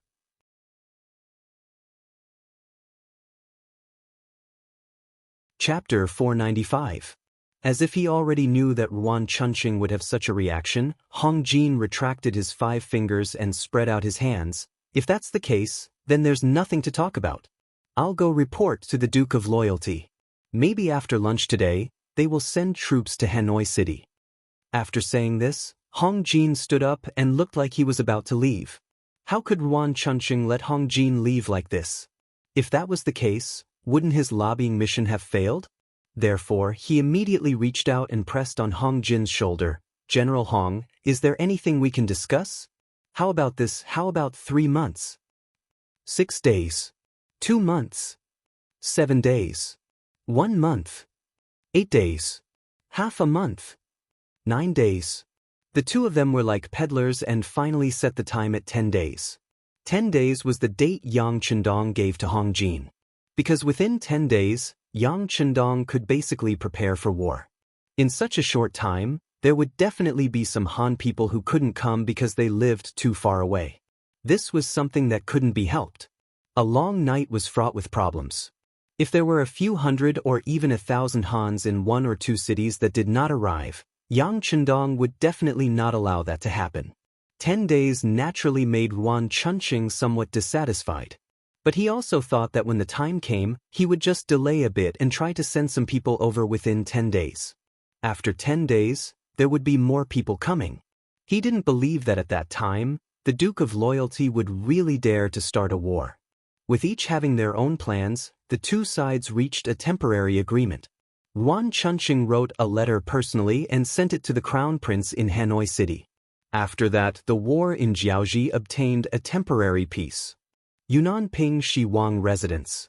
The Mu family, which was the closest to Jiaoji, had been planting their own intelligence agents in Jiaoji. They were the first to know that Yang Chendong had suddenly appeared outside Chu-Yi City with his mercenaries and occupied the city. Then, he had sent his troops to Beidai City and occupied the city. After receiving the news, Mu Bin immediately sent the information to the southern Ming Emperor, Zhu Qizhen. After that, he called Wang Ji, the current Right Assistant Minister of the Ministry of War, to help him analyze the current situation. Along with Wang Ji was the outstanding disciple of the Mu family. Muong. Muong was not even 30 years old, but he had been in the army for more than 10 years. This child of the Mu family, who had entered the military camp in his teens, not only had extraordinary skills, he was also abnormally brave and fierce when fighting. He became one of the young people of the Mu family that Mu Bin valued the most. The 3 of them were sitting in the side hall of Lord Shiping's mansion. The reason why they didn't call anyone else over was because they wanted to discuss the main point of the matter. Under such a chaotic situation, how should the Mu family make a decision? When discussing such an important matter that concerned the interests of the Mu family, the fewer people who knew about it, the better. Although Muong was still young, he was eloquent and calm in the face of trouble. It was natural to call him over. Wang Ji was even more so. As someone who had been abandoned by Emperor Zong, he had no choice but to rely on the Mu family. His thoughts were naturally for the sake of the Mu family. As someone who almost became the minister of the Ministry of War, he naturally had good judgment. Calling him over was a good opportunity to listen to his views on the current situation. Wang Mubin of Shiping was sitting between the two of them. He listened to their opinions without saying a word. The 3 of them knew about the news. Next, it was time to express their views. The first to speak was the young Muong. He first took the information and carefully read it 3 times. Then he shook his head. This is not possible. Everyone knows how many people there are in the mercenaries. It was not easy for them to come out alive with more than 10,000 people. How could they fight their way to the inner part of Jiaoji and occupy 2 cities? They even forced their way to Hanoi City? Is there a mistake in the information? It was no wonder that Muong would think this way. It was because he could not do the same thing. Although he was considered a general of the Mu clan, even if he was given 100,000 soldiers, he would not be able to do things so beautifully, let alone 10,000. The information can't be fake. This information has been verified. Mu Bin saw that Wang Ji also did not believe it, so he spoke up to confirm the authenticity of the information. As for the verification he mentioned, It was naturally the same information sent by another intelligence team. For a matter, one person's words could be wrong and could not be trusted completely. However, when everyone said the same thing, there was no doubt that it was true. Originally, Wang Ji also wanted to question this matter. Now that he heard Mu Bin's words, he quickly shut his mouth. If he still doubted it at this time, it was equivalent to doubting Lord Shiping. For him who had offended Emperor Ingzong and had nowhere to go, if he did not cling to Mu Bin's thigh, he would really become a nobody in the world. As soon as Mu Bin said this, the side hall suddenly quieted down again. Obviously, everyone needed to digest this information. Then, after waiting for about 10 minutes, seeing that the two beside him had almost recovered, Mu Bin opened his mouth again and asked, "Okay, now you can say whatever you want to say. There are only the three of us here, so you are not allowed to speak nonsense." The so-called nonsense meant that they could say whatever they wanted. Once they left the room, they would not say it again. No one would be punished for it. Since they could say whatever they wanted, Wang Ji's small eyes rolled for a moment before he said, "If all of this is true, then the combat strength of this mercenary group is too powerful. This loyal duke is too ambitious." "What do you mean?" Mu Bin felt that Wang Ji seemed to be implying something. Seeing that Mu Bin was interested, Wang Ji knew that the opportunity to show off had come. He did not hold back and said everything that was in his mind. "Lord Shiping, think about it.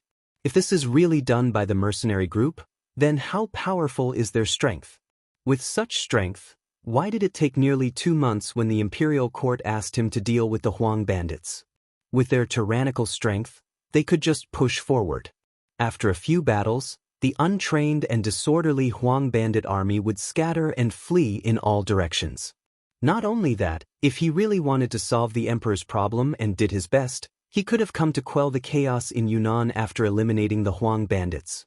At that time, Prince Min was not powerful yet. He would have had the chance to kill them in Yunnan. Then, the current situation would not have been so complicated." In one breath, Wang Ji said a lot, which faintly revealed a fact. He had always thought that the mercenary group did not fully display their strength, but was hiding it. Then may I ask, under what circumstances should one intentionally conceal one's strength? Could it be that he was plotting something big? Or even the reverse? Did he deliberately want to see something happen? Did he deliberately want to see the chaos become bigger and bigger so that he could benefit from it? After all, anyone who had an invincible army would want to have space to display their strength. Otherwise, wouldn't the jewelry be covered in dust?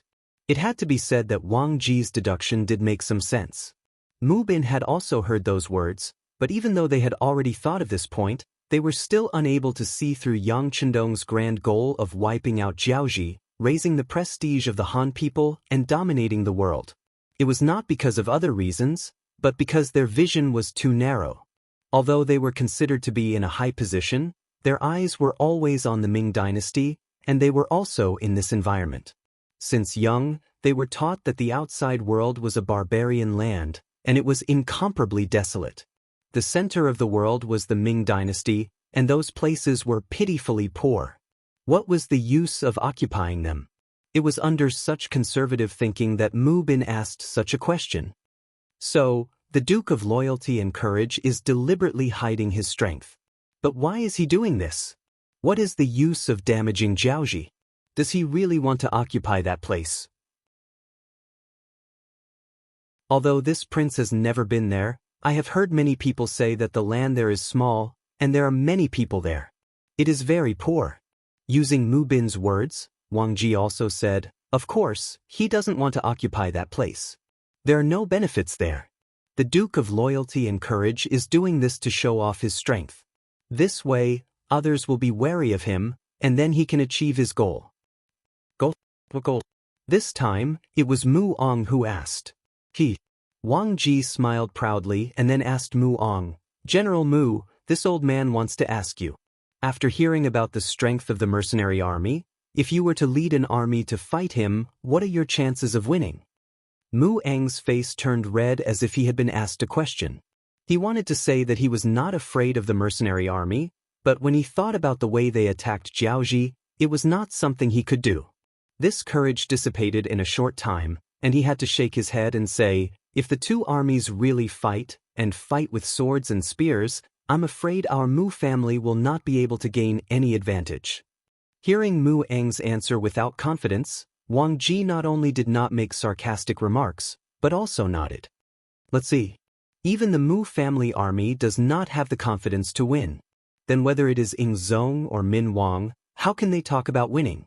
This is equivalent to obtaining victory in terms of momentum before the battle.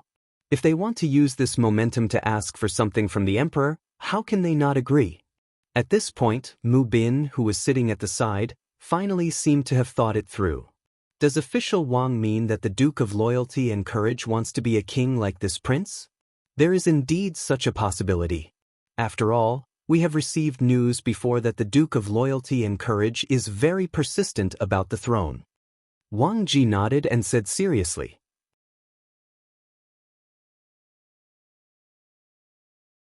Chapter 496. He also wants to be a king? But how can the emperor agree so easily? When Muong heard this, he didn't think much of it. The reason why the Mu family was so powerful now was because Mu Bin was conferred the title of king. However, if anyone could be conferred the title of king, then the title of king wouldn't be important, and it wouldn't bring so much glory to the family.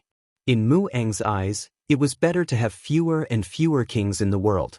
This way, the king's status would be more important, and he would have more confidence when he spoke. Muong wasn't the only one who thought this way. Mu Bin also had the same idea. He opened his mouth and added, "I'm afraid it won't be so easy to be a king." Will the emperor agree so easily? Of course not. Wang Ji replied with a very certain tone. Then, as if he was afraid that the two people didn't believe him, he continued, "King, General Mu, think about it. The reason why the Mu family can be conferred the title of king is because you have guarded the southwest for the great Ming dynasty for generations. In addition, your influence is only big in this place. Even if you are conferred the title of king, the emperor won't be so afraid. However, the Duke of Loyalty is different. He is young, and his influence is not only in the southern Ming dynasty, but also in Baiming. If such a person is conferred the title of king, wouldn't it be asking for trouble? More importantly, if there is a war in the future, how will the Duke of Loyalty be rewarded for his meritorious service? Isn't the emperor above the king?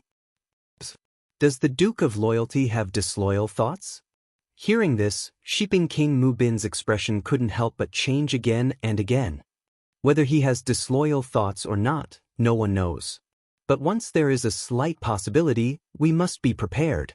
Presumably, on this point, Emperor Ingzong must have considered more than us and is more thorough. That's why this old man said it's not easy to confer the title of king. Wang Ji's understanding of Yang Chendong was limited, so he naturally didn't dare to rashly judge some things. However, based on his understanding of Zhu Qizhen, seeing that he was so wary of Yang Chendong, this inference was extremely reasonable. After saying so much, Mu Bin and Mu Ong finally understood. The reason why Yang Chendong suppressed Jiaozhi was to use this opportunity to display his military prowess and obtain benefits from Zhu Qizhen. Now, it was up to the emperor to decide. After thinking it through, Mu Ong suddenly chuckled. Speaking of which, the loyal duke took a roundabout route for the sake of fame. In order to achieve this goal, he must have paid a heavy price to enter the Jiaozhi army. Mu Ong couldn't be blamed for saying that. He knew how strong the Jiaozhi army was. Although it was still a bit worse than the Mu family's army, it was not by much. The mercenaries could win against them, but they should also be the kind that would kill 1,000 of the enemy and lose 800 of their own men.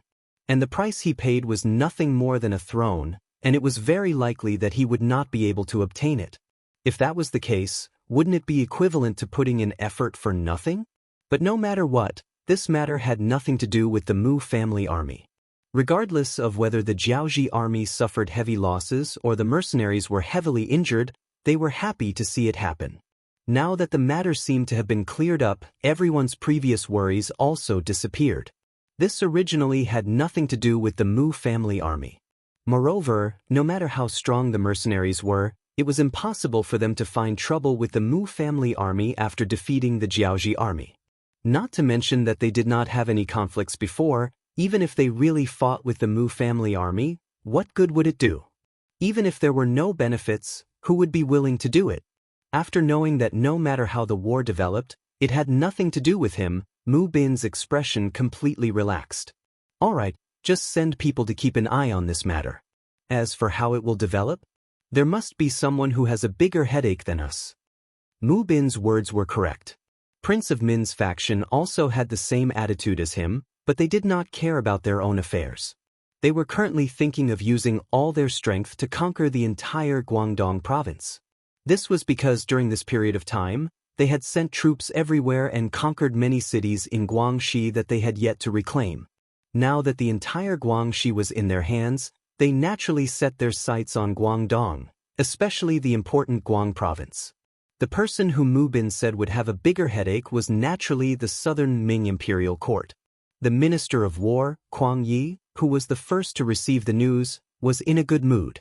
When Yang Chendong left Gaozhou Prefecture and went straight to Liang Mountain, he also brought Guan Ying, Ma Wei, Yu Guang, and other generals out of Gaozhou Prefecture and took a detour to Guangzhou Prefecture. After a round of recruitment, in addition to the support of the imperial court, 10,000 southern Ming soldiers quickly gathered in the Guangzhou Prefecture and had a certain amount of military strength. However, it was also at this time that all kinds of news came from the front. Some were good and some were bad. The so-called bad news was naturally that the Min King and the Miao army had attacked everywhere and finally conquered the entire Guangxi, allowing the Min King's forces to develop even more. There was even news that they were gathering troops. The next target would probably be the Guangzhou Prefecture that they were in. After all, as long as they conquered this place, the entire Guangdong province would not be far from falling into the enemy's hands. For this, other than continuously strengthening the city's defenses and recruiting troops, Kuang Yi continuously sent urgent documents to the capital and Nanjing to request for more support from the imperial court. Other than the bad news, there was also good news. For example, he just received the news that the Duke of Loyalty had brought his mercenaries and killed his way into Jiaoji. Not only did they pass through the complicated terrain of the Liang Mountain rainforest, but they also took over Jiaoji's Tsui City and Beidi City. The southern Ming spy in Jiaoji said that the current Jiaoji could not even take care of itself. When this news entered Kuang Ye's hands, he was so happy that he almost jumped up. Now that Jiaoji was entangled, he would not be able to think about sending troops out of southern Ming. Didn't this mean that they had one less opponent? Kuang Yi was not only old, but his thinking was also very old. In his opinion, the Min King was surnamed Zhu and had the bloodline of Emperor Taizu. The battle with the emperor was an internal battle of the Zhu family. No matter what, the world still belonged to the Zhu family. They could not let an outsider take advantage of it. Good. The Duke of Loyalty is indeed powerful. The mercenaries did not disappoint. With the news that had just arrived, Kuang Yi, who had not smiled for a long time, drank 3 large cups of wine in his temporary residence. He even called his student, Guan Ying, over to drink with him. Guan Ying did not understand why Kuang Yi was so happy. Seeing that the drinking stopped, he asked carefully, "Teacher, this is the victory of the Duke of Loyalty. Why are you so happy?" "Why can't I be happy?" Kuang Yi, who was in a good mood, decided to teach his student well. He asked, "Tell me, if the mercenaries led by the Duke of Loyalty fought with the tyrannical Jiaoji army, who would win in the end?" This. Guan Ying shook his head. The strength of the mercenaries is indeed tyrannical, especially the continuous fire guns in their hands. No matter who is their enemy, they won't be able to gain any advantages. But in the end, their military strength is too little. They can still win some battles, but to say that they can really wipe out the entire Jiaoji army is unrealistic. That's right. Kuang Yi nodded with satisfaction and said, "According to what you said, the mercenaries will fight with the Jiaoji army until both sides suffer losses. If this is the result, it will only be good for the great Ming dynasty." At this moment, Guan Ying finally understood. Then he said tentatively, "Teacher, you mean that this is a battle between 2 tigers? There will be casualties. Even the one who wins won't get any benefits, right?" "That's right." Kuang Yi stroked his beard and said, "Actually, I admire the Duke of Loyalty very much. A hero like him probably wouldn't appear even in a few hundred years. Even Emperor Taizu was not as good as him when he was at his age. If such a person was born in a chaotic world, he would be able to create a new country. It's a pity that he was born in the wrong time. Although our great Ming dynasty is also experiencing war, our foundation is still good. Most of the people have clothes to wear, food to eat, and can live and work in peace and contentment. In such an environment, it is obviously impossible to have any great construction skills." Guan Ying, who was at the side, kept nodding. He agreed with his teacher's analysis. Kuang Yi didn't seem to have finished and continued, "This old man admires the Duke of Loyalty and Courage, but I also fear him. This is because young people are sometimes impulsive and do not act according to common sense. I am worried that he will have other thoughts because he has the power weapon. That is why I advise the emperor to use him while also being on guard against him." Yes, we must be on guard against such people. Guan Ying agreed. After all, it was not the first time that one's merits overshadowed his master's. History has proven that once an official's merits were too great, there would be many rebellions. That is why I am so happy to hear this news. Just as you said, although the mercenary army is powerful, there are too few of them and their foundation is too weak. It is not possible for them to do anything to Jiaoji. The best outcome would be for both sides to suffer great losses. In that case, they would also suffer great losses. Without using a single soldier, the imperial court was able to make the two people whom they were wary of fight to the point where it was difficult to tell who would win. Moreover, they were both in a state of serious injury. Was this not good? Isn't this worthy of a celebration? Kuang Yi finally spoke clearly. When Guan Ying heard this, he could not help but nod. Teacher's analysis is very correct. This student will learn.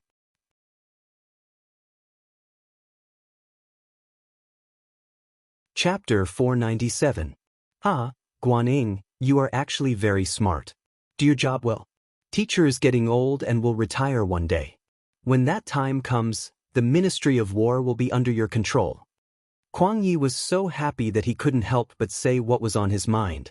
Guan Ying, who was still listening to his teacher's teachings, became excited when he heard this. This was the first time his teacher talked to him about his future. In the past, he thought that Kuang Yi only cared about serving the country and didn't think about personal matters.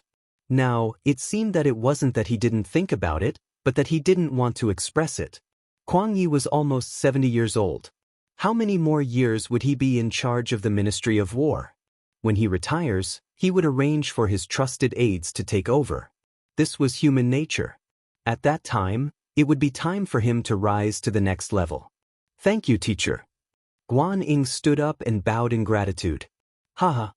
Kuang Ye's laughter sounded again.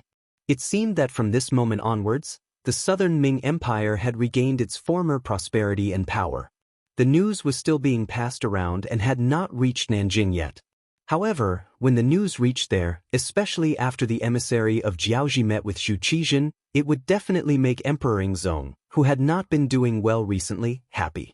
However, these people didn't know that their happiness was for nothing. Everything that was impossible in their eyes was possible in Yang Chendong's hands. They had underestimated the Duke of Loyalty. Jiaoji Country, Beatty City. 9 days had passed since Hong Jin and Ruan Chunqing agreed on the agreement.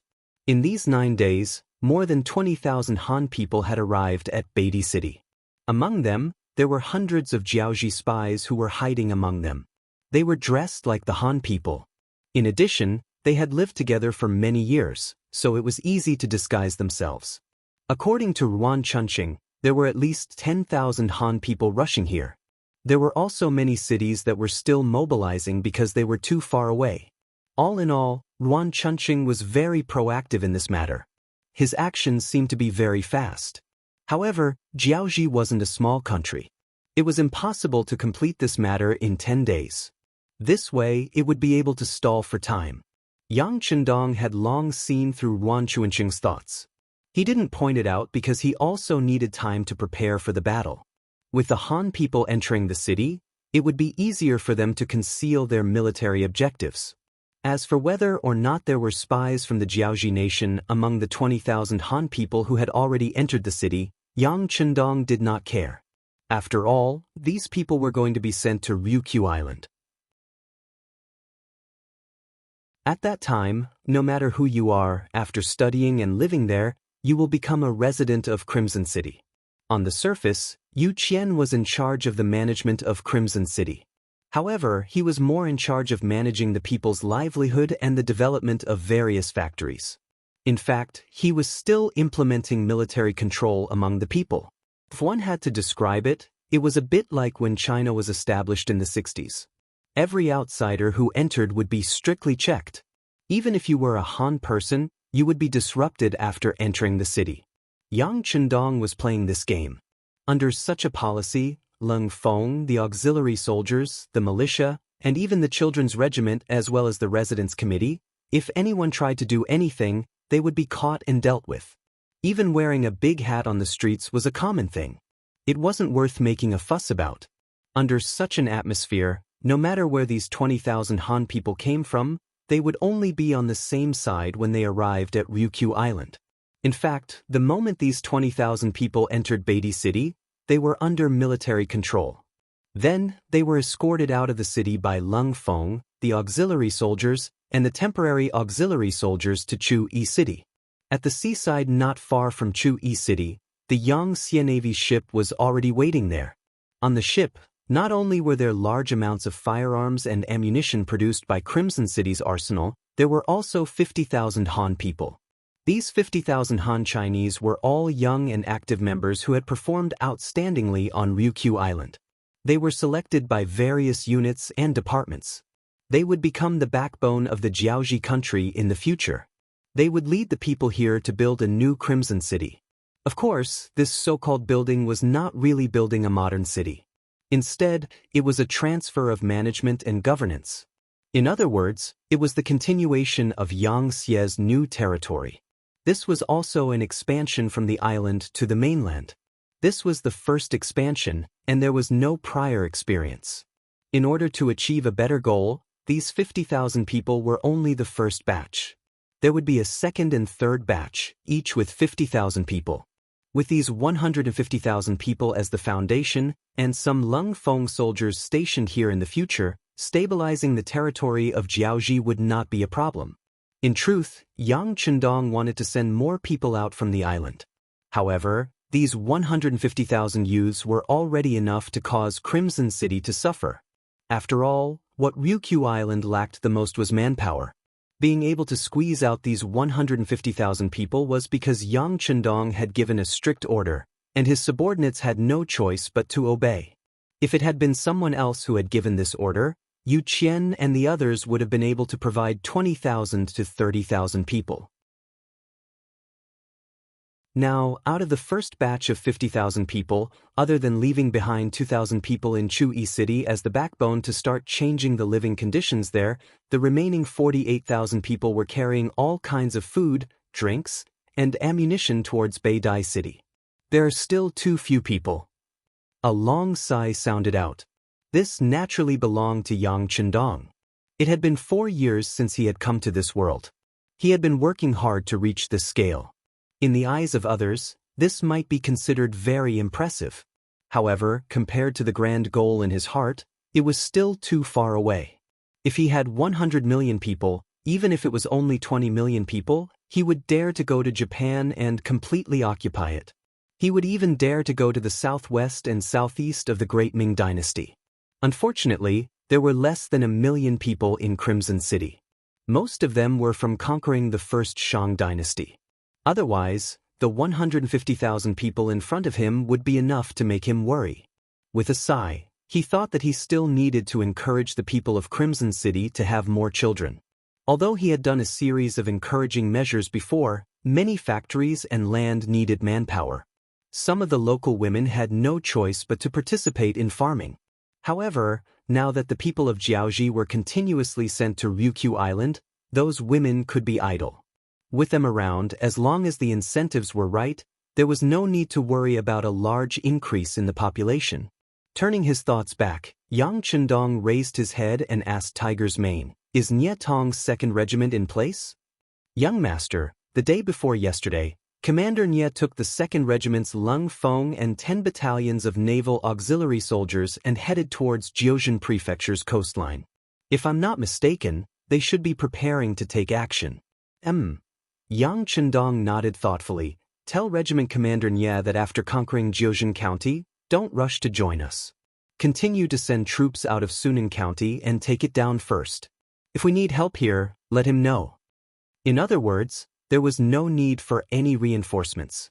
With just these 10,000 soldiers, they would be able to take down Jiaozhi County. Hearing this, Tiger's Mane nodded. Yes, young master. I will inform Regiment Commander Nye of your orders. But can we really take down Jiaozhi County with just us? Whether it is the military strength or the territory, it is far greater than Jiuzhen County and Sunan County combined. Only Tiger's Mane, who had been by Yang Chendong's side for the longest time, dared to ask such a question. If it was someone else, they would only need to carry out the order. But his considerations were also very reasonable. Conquering a country was one thing, conquering it was another. If they didn't have enough military strength, they wouldn't be able to do it. Yang Chendong first smiled, but he didn't immediately answer this question. Instead, he casually pointed outside the door. Following the direction of his finger, Tiger's Mane saw Hong Jin standing respectfully outside, waiting for Yang Chendong to summon him. Isn't there General Hong Jin? After casually saying this, Tiger's Mane suddenly thought of something and said in surprise, Young master means to use him as a general, and then, that's right. Yang Chendong directly interrupted Tiger's Mane's words and said with a smile, that's right. There is a saying, to control the barbarians with the barbarians. We can form a Jiaozhi mercenary army and let them be in charge of the security of Jiaozhi County. Compared to us, they are more familiar with this place, right? Yang Chendong was currently thinking about the Japanese army in the future. He had to admit that the Japanese army that invaded China didn't have enough military strength, so he came up with this idea. And it was because of this that he almost completed the act of a snake swallowing an elephant. Since others can use it, he can naturally use it too. In addition, he can also send some troublemakers to Resin City. In this way, without those troublemakers, Hong Jin's pressure will be reduced a lot. After Tiger's Mane understood Yang Chendong's intention, he looked at the young master with admiration. He really didn't know how the young master's brain worked. How could he come up with so many good ideas? Just like using the Jiaozhi mercenary army to govern the Jiaozhi people, he wouldn't have thought of this even if he was beaten to death. It wasn't that Tiger's Mane was stupid. It was just that no one had used this method before, so naturally he wouldn't have thought of it.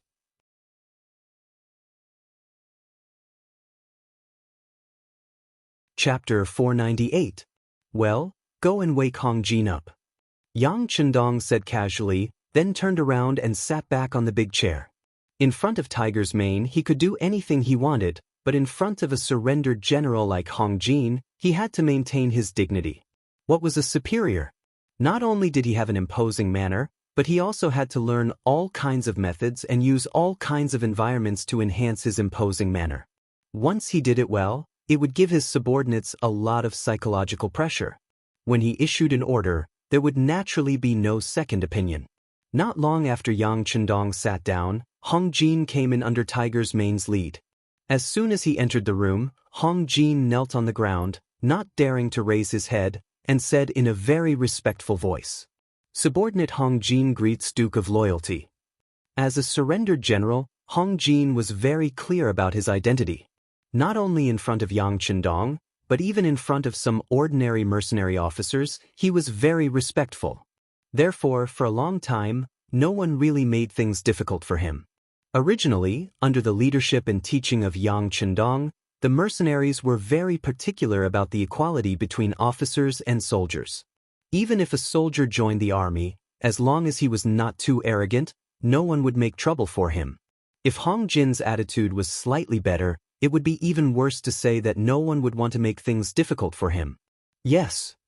Seeing Hong Jin kneeling in front of him so respectfully, Yang Chendong nodded and then said casually, You did a good job. Hearing the praise, Hong Jin, who was kneeling there, felt happy.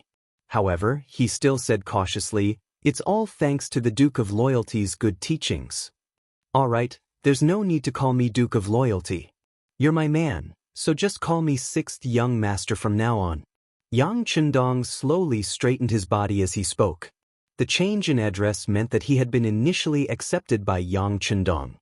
Hong Jin, who was overjoyed, quickly kowtowed to the ground and said, "Yes, Sixth Young Master." Yang Chendong could understand the slight tremor in Hong Jin's voice. After all, even though the Hong family had some power, it was still far from the Ruan, Chen, Li, Fan, Huang, and Pan families. It could be said that at this moment, Hong Jin really wanted to be understood and recognized. Yang Chendong, who fully understood this, wanted to give Hong Jin a chance to stand out. "Hong Jin, have you ever thought of putting down the things you're doing and doing something else?" The work at hand was to settle the Han people who came from all parts of Jiaoji. Even though this job didn't seem like much, most of the Han Chinese who came here were in a daze. Many of them didn't even know why they were here. They were all forced to come here by the Jiaoji army. These people didn't have any feelings of gratitude or excitement. Even so, Hong Jin was happy to do these things. In his opinion, some things wouldn't have much effect if he didn't do them at the beginning, but as time passed, as long as he treated these Han people well, they would eventually remember him. Who knew when one or two of these people would stand out? At that time, if they were willing to take care of him, that would be the greatest reward. It was precisely because he had such an idea in his heart that when he suddenly heard Yang Chendong say that he was not allowed to take care of this matter, panic appeared on his face. He didn't know if he did something wrong, or if he did something that Yang Chendong wasn't satisfied with. Therefore, his first reaction was to kowtow to the ground again. Then he continued to explain, "Sixth Young Master, this lowly one does things in a rough manner. If there is anything that is not to your liking, please forgive this lowly one. This lowly one knows his mistakes and will definitely correct them." "Mistake? What mistake did you make?" Even with Yang Chendong's intelligence, he didn't know what to do with Hong Jin's actions. Hearing that there was no blame in Yang Chendong's words, Hong Jin slowly raised his head with a puzzled look. Just as Hong Jin raised his head, Yang Chendong's voice sounded, "This young master wants to give you a chance to stand out, a chance to bring glory to your Hong clan. How about this? You form an army, and you will be the general. The number of people should be around 30,000. Other than the advanced firearms, this young master will provide you with any other weapons. How about it?" Before Yang Chendong could finish his words, there was a heavy thud on the ground. Looking carefully, it was the sound of Hong Jin kneeling and kowtowing. It was just a few kowtows, and there was already blood flowing out from his forehead. "Sixth Young Master, thank you. I won't say anything else. I will remember your kindness. In the future, if you tell me to go east, I will definitely not go west. The Hong clan will also follow the Sixth Young Master's lead for the rest of my life."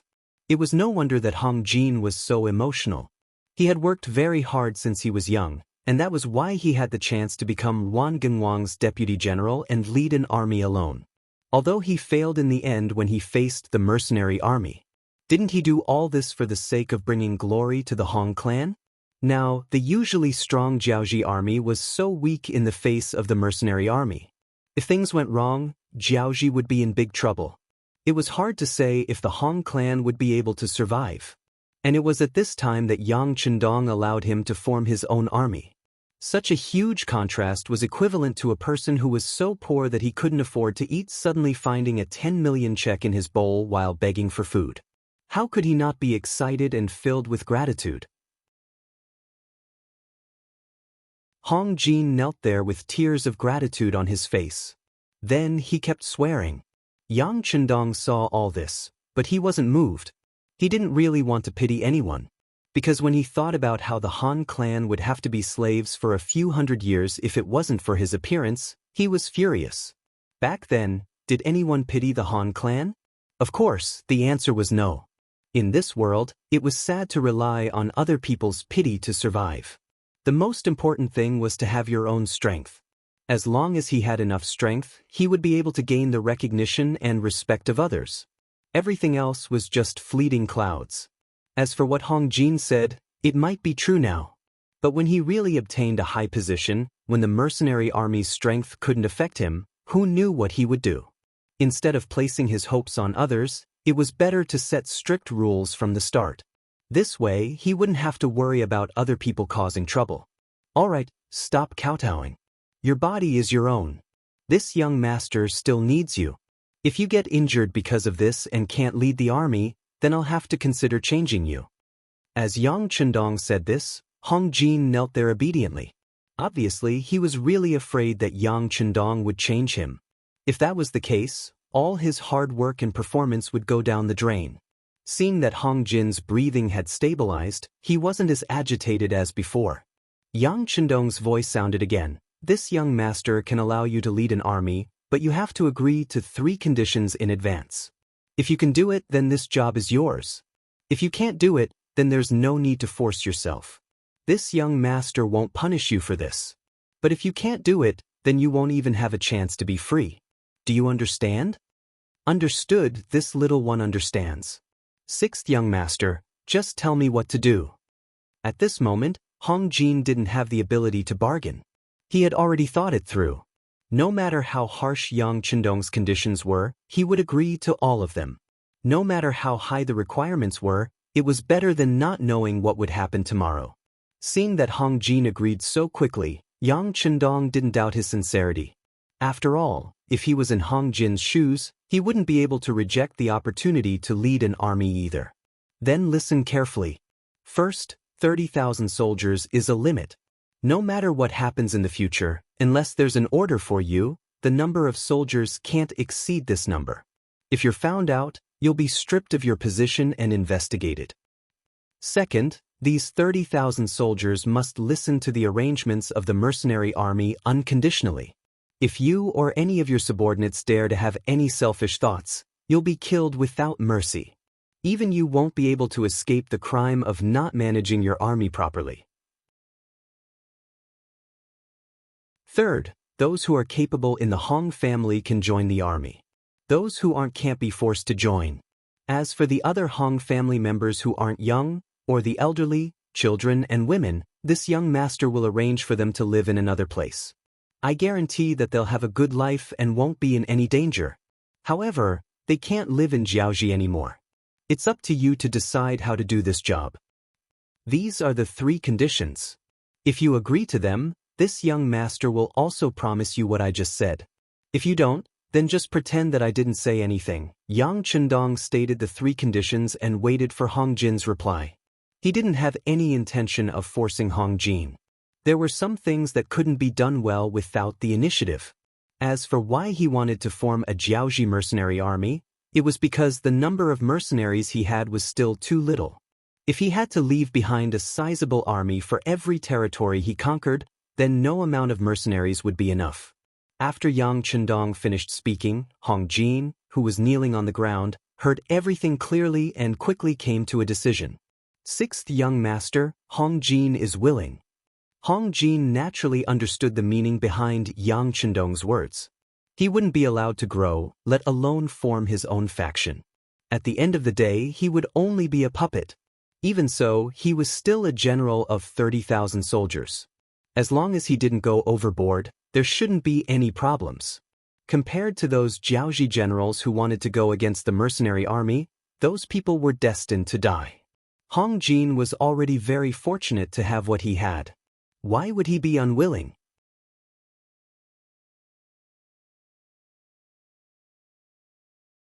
Chapter 499. What's more, Yang Chendong had also said that as long as the Hong family members were capable, they could also be brought into the army. As long as the descendants of the Hong family worked hard and were nurtured well, this 30,000-strong army would be equivalent to the Hong family's own army. Other than a powerful mercenary group, no one else would be able to suppress him. This could also be considered as bringing glory to the Hong family. Hong Jin agreed. This was within Yang Chendong's expectations. Alright, since that's the case, Tiger's Mane will tell you what to do. From now on, you can put down whatever you're doing. Tomorrow was the 10th day. Yang Chendong had already made his preparations and was about to launch a fierce offensive. Naturally, he would have to put aside the matter of accepting the Hans for now. However, Hong Jin did not know about this. He thought that someone else would take over his job.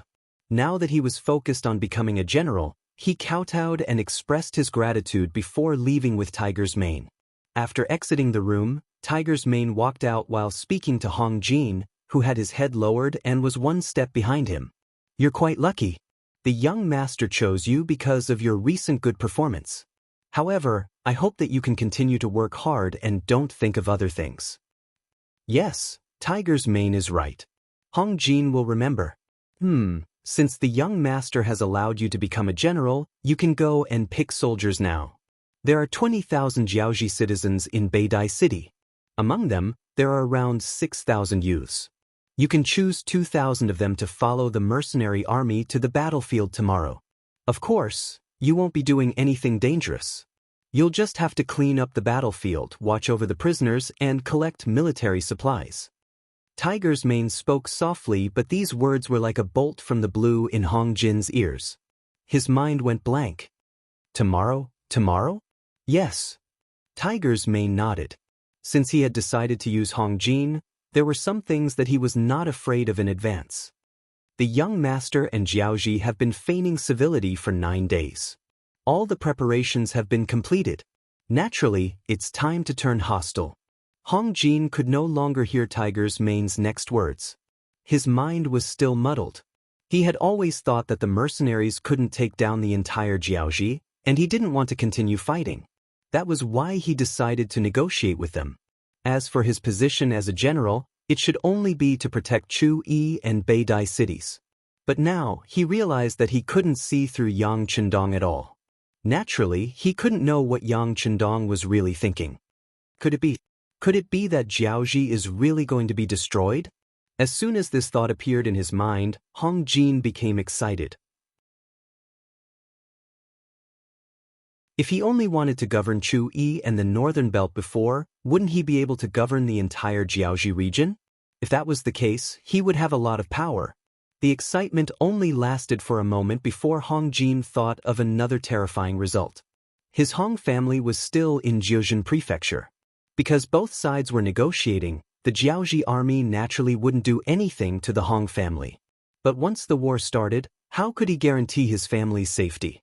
Tiger's Mane, my Hong family, Hu Mang already knew what Hong Jin wanted to say, so he directly interrupted him and said, "Your Hong family doesn't need to worry." At this moment, the Jiuzhen county should have already been captured by the mercenary navy.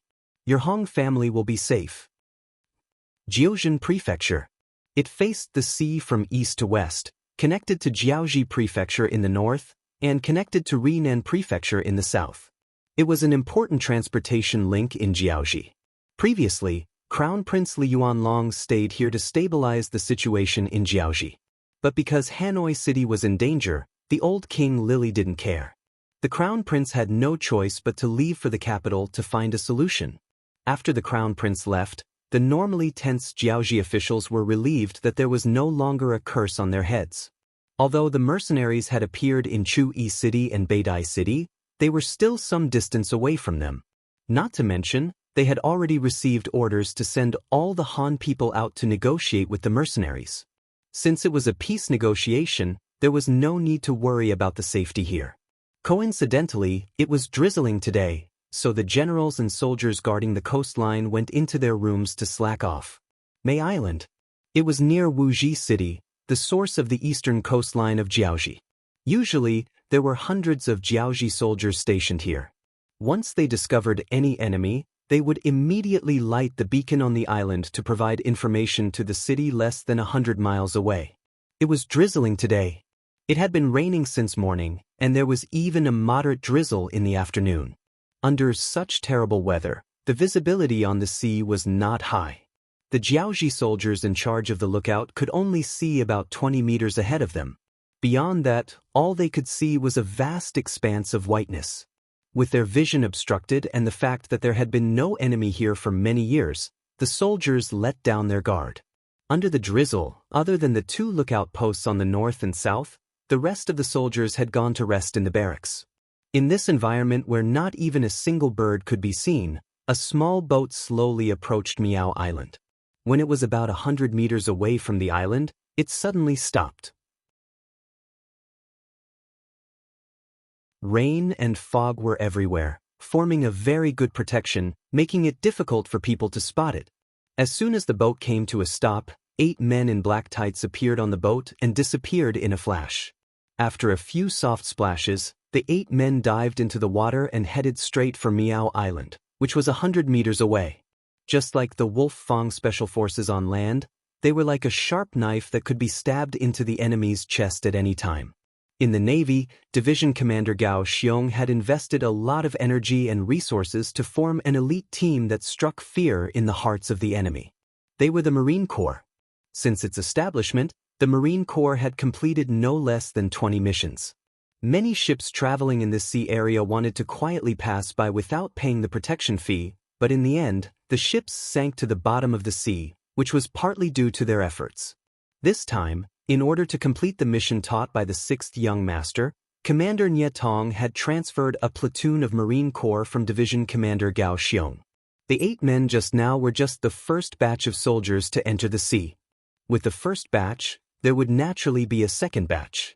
In the blink of an eye, another 8 men had disappeared into the sea. After a few more batches, a platoon of 30 soldiers had entered the sea. About half an hour after these people entered the sea, many large warships appeared behind the small boat. It was as if they had descended from the sky. They first appeared in the white fog, then slowly approached Miao Island. The soldiers on May Island were completely unaware of this. They did not know that their fate had already been decided at this moment. They also did not know that at the edge of the island, 30 mercenaries armed with Type 95 mercenaries had already landed on the shore and were slowly approaching them.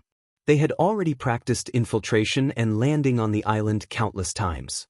It was just a group of 100 unprepared enemies. These elite soldiers did not even consider them a threat. If not for the fact that they were afraid of alerting the enemy and causing them to ignite the fire beacon, which would hinder their next attack on the beach, they would not have needed to infiltrate like this and would have directly attacked. Even though they were very confident in their own combat strength, when they reached the island from the sea, the 30 elite soldiers did not immediately make their move. Instead, they carefully observed the terrain. Discovering that it was the same as what they had predicted, other than the 2 Jiaoji soldiers on the lookout posts, there were no other enemies. As the platoon leader of the Marine Corps, Feng Liao Ran raised his right hand and made a gesture. Following that, the 10 soldiers advanced forward like foxes.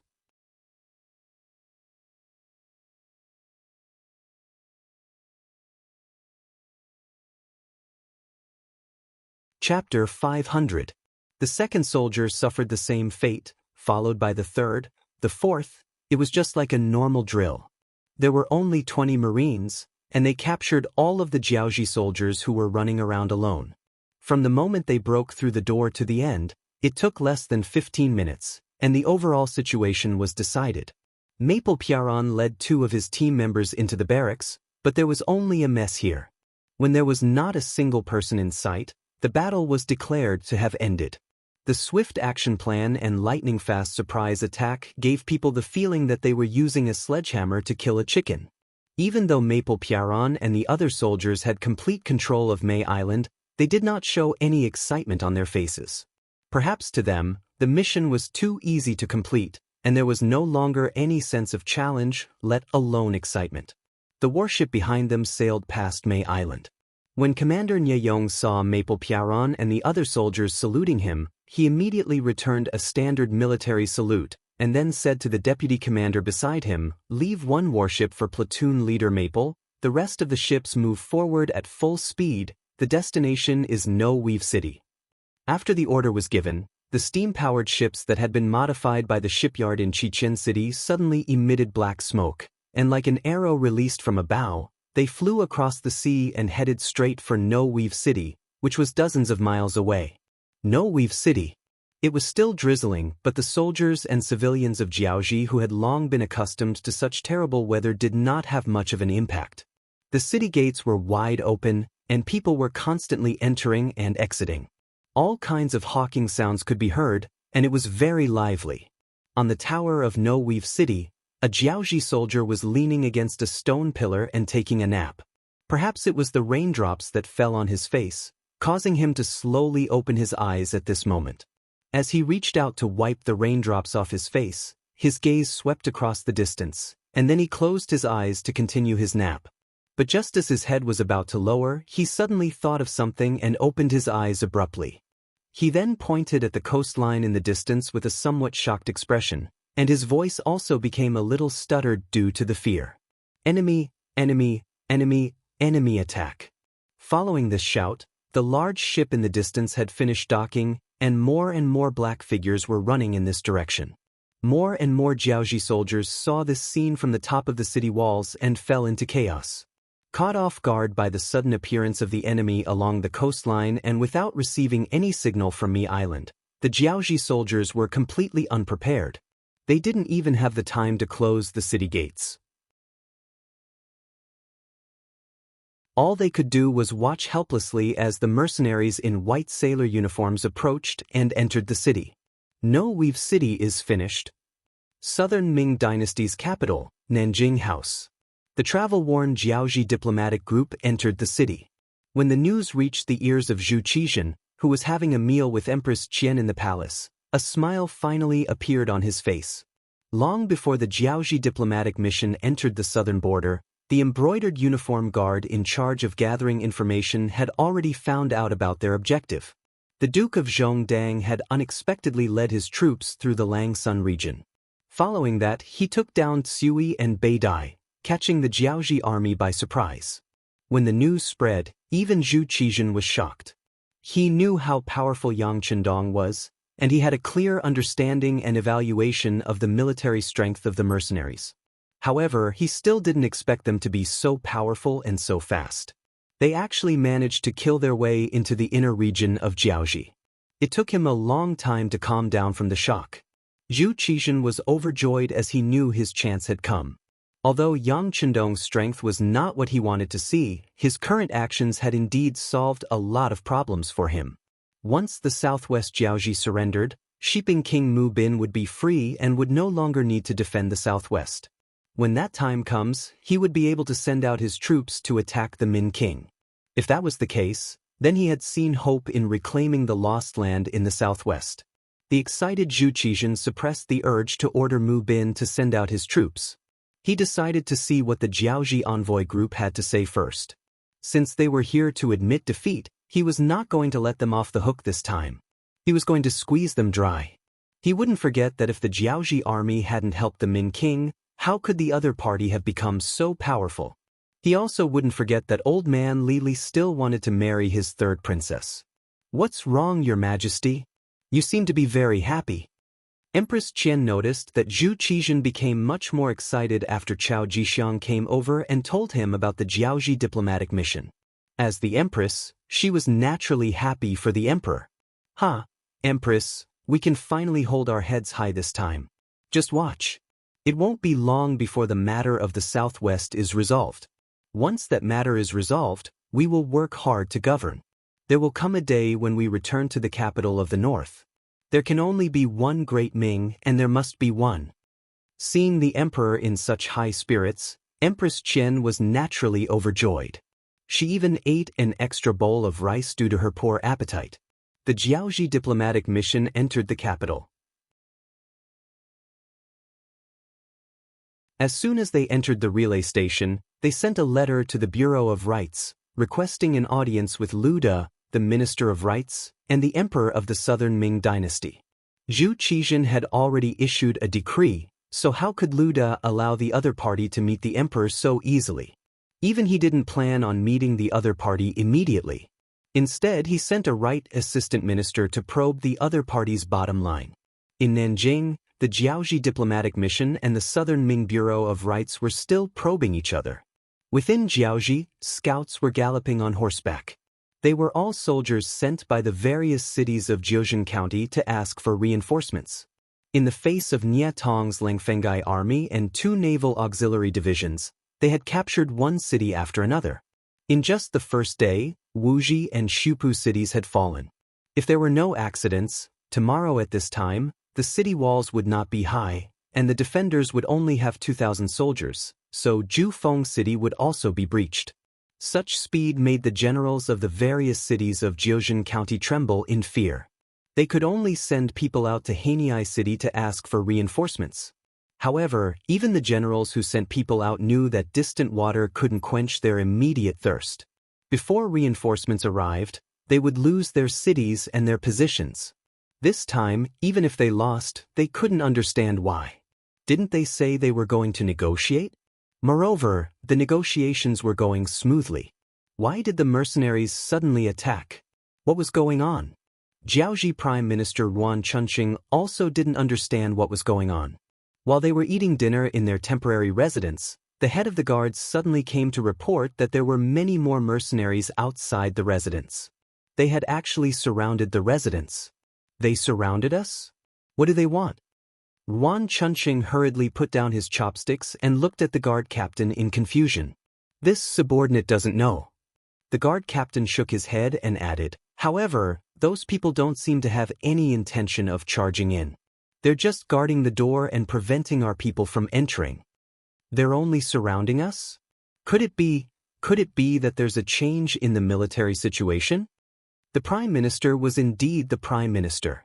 Ruan Chunqing immediately thought of a possibility. Then he exclaimed, quickly, go negotiate with the mercenaries outside. I want to see the Duke of Loyalty. If that doesn't work, I can also see General Hong Jin. The sudden change made Ruan Chunqing's expression change greatly, although he still didn't know what had happened outside.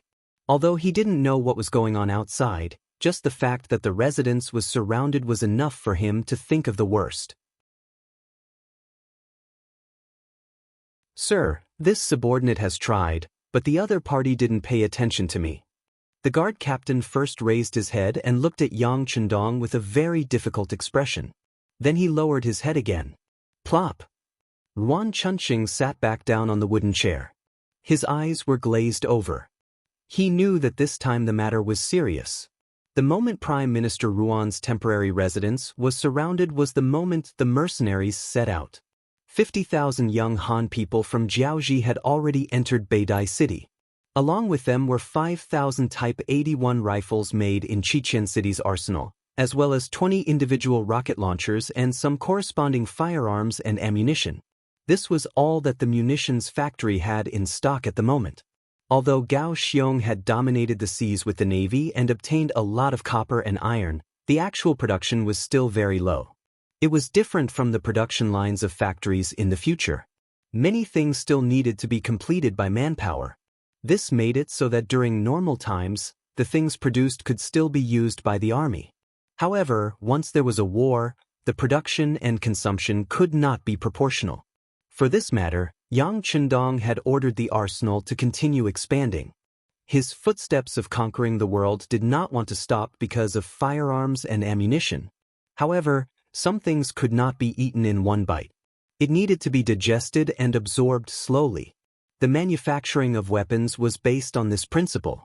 The 5,000 Type 81 rifles sent from the rear were only for Lung Feng and the auxiliary soldiers to use.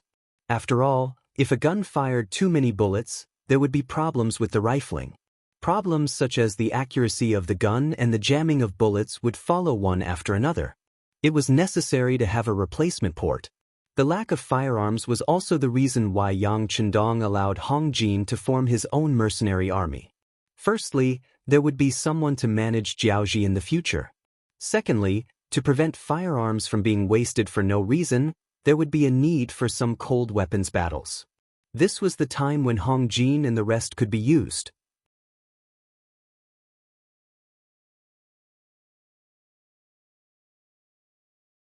Chapter 501.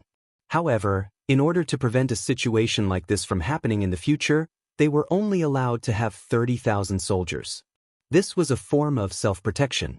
With weapons and sufficient manpower, Yang Chendong did not want to wait any longer.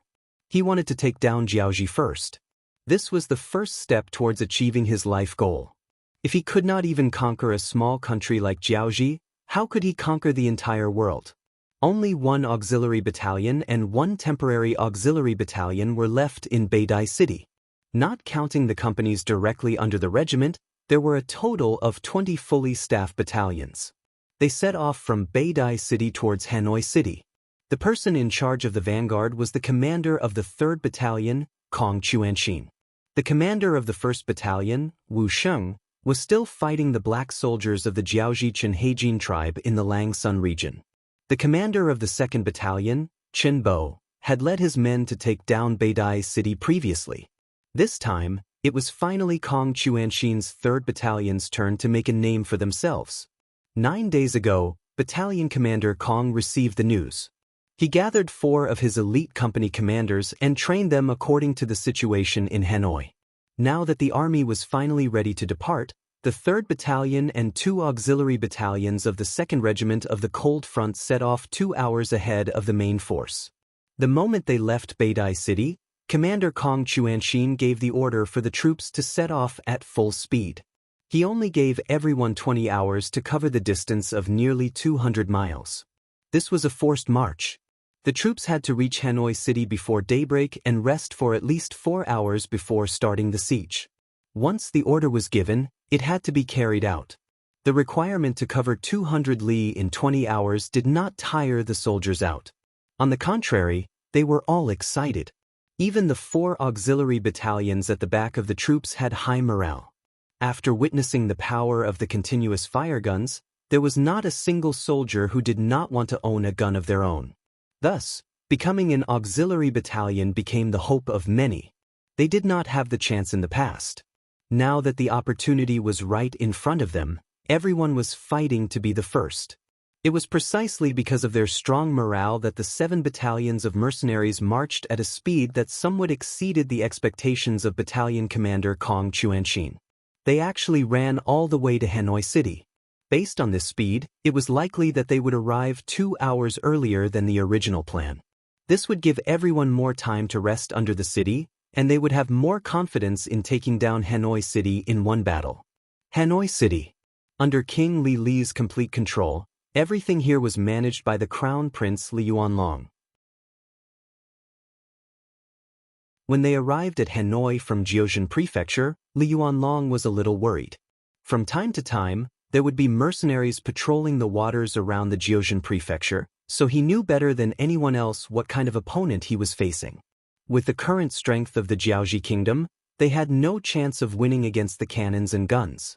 Unless they could produce more ironware, they might be able to rely on their defense and terrain advantage to resist for a period of time. It seemed that Li Yuanlong was worried about whether he had enough time. Fortunately, he had sent out his trump card, Prime Minister Yuan Chunqing, and he did not let him down. As soon as he entered Baidai City, he stabilized the momentum of the mercenaries. With sufficient time and the diplomatic mission sent to the capital of the Southern Ming Dynasty, Nanjing, once the Southern Ming Emperor issued an imperial edict, the loyal Duke of the Great Ming Dynasty would have no choice but to give up.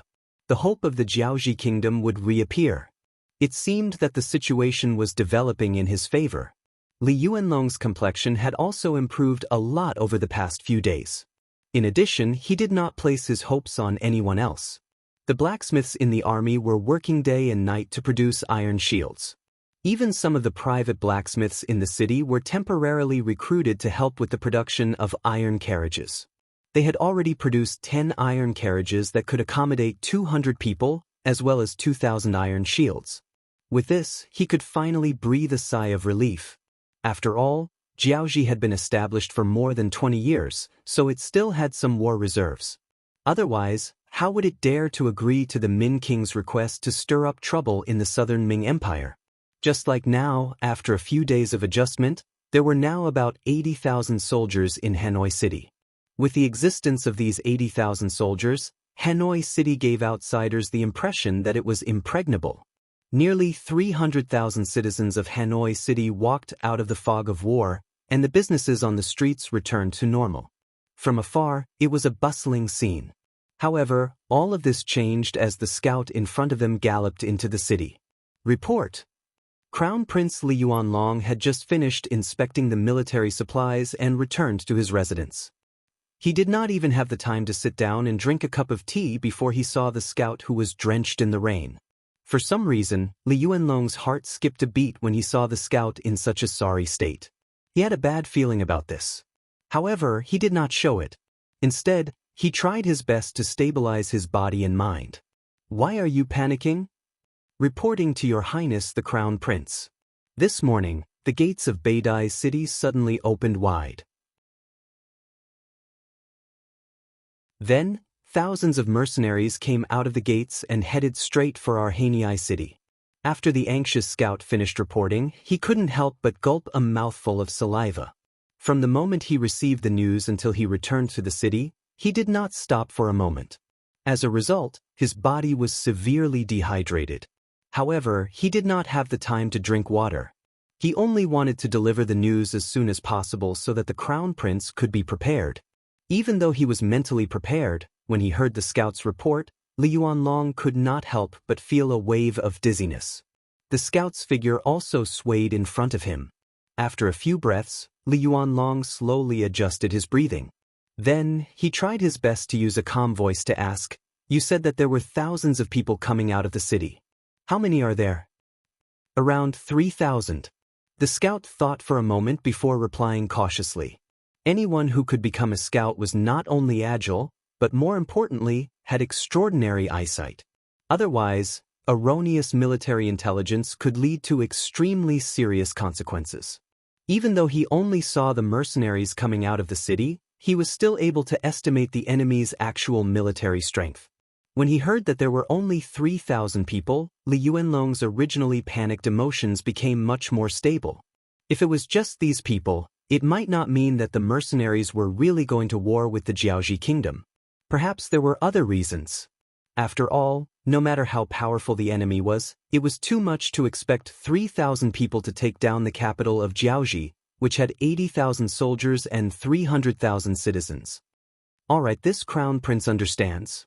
Men, send him away to rest. Li Yuanlong's mind instantly flashed with countless possibilities. When he saw that the scout had left, he said to another guard beside him, "Immediately go and find General Fan and General Ruan." In less than an hour, the famous general of the Jiaoji kingdom, Fan Yuhai, General Ruan Genwang, Huang Hua, Li Shaozhong, and the others hurriedly arrived at the crown prince's residence. Even though they didn't know what had happened, the crown prince's sudden summons meant that something big must have happened. When the generals arrived at the main hall of the crown prince's residence, Crown Prince Li Yuanlong walked into the hall under the protection of a few guards. "Greetings, Your Highness the Crown Prince." The generals bowed. "Generals, there's no need to be so courteous." Li Yuanlong sat down on a large chair and swept his gaze across the generals.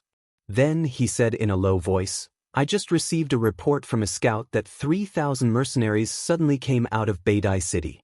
They are heading straight for Arhanei City. Perhaps they will appear at the city's gates tomorrow." What? When the generals heard this, their expressions changed. It was obvious that they were shocked by this sudden news. However, this change in expression didn't show fear. Instead, it revealed a hint of excitement. As for the mercenaries, Ruan Genwang and Huang Hua were the only two generals who had fought with them. Moreover, Ruan Genwang had fought with the mercenaries in the rainforest of Mount Liang. From the beginning to the end, he hadn't seen the mercenaries. Even though his losses weren't small, he didn't have any direct knowledge of them. On the contrary, ever since he returned to Hanoi City, he had been thinking about blood. However, because the Crown Prince's policy was to delay the negotiations, there was no room for him to display his skills. Now that he finally had a chance to fight, how could he not be excited? Ruan Genwang wasn't the only one who thought this way. Other than Huang Hua, all the other generals had the same thought. The Crown Prince's words were very clear. This time, there were only 3,000 mercenaries. 3,000 people, how big of a storm could they cause?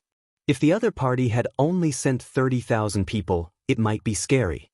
However, with the difference in numbers, how could they show the slightest bit of fear? Crown Prince Li Yuanlong was also paying attention to the reactions of the generals. He was very satisfied with the answer. Other than Huang Hua and Fan Yuhai who were frowning, the other generals had an eager expression. They couldn't wait to lead their troops into battle. Huang Hua's performance was within Li Yuanlong's expectations. This person had once led 5,000 mercenaries to attack Beidai City. The result was a crushing defeat. With such a shadow in his heart, it was normal for him to have no confidence when facing the mercenaries. However, Fan Yuhai was also frowning. What did this mean? At this moment, Li Yuanlong couldn't figure it out.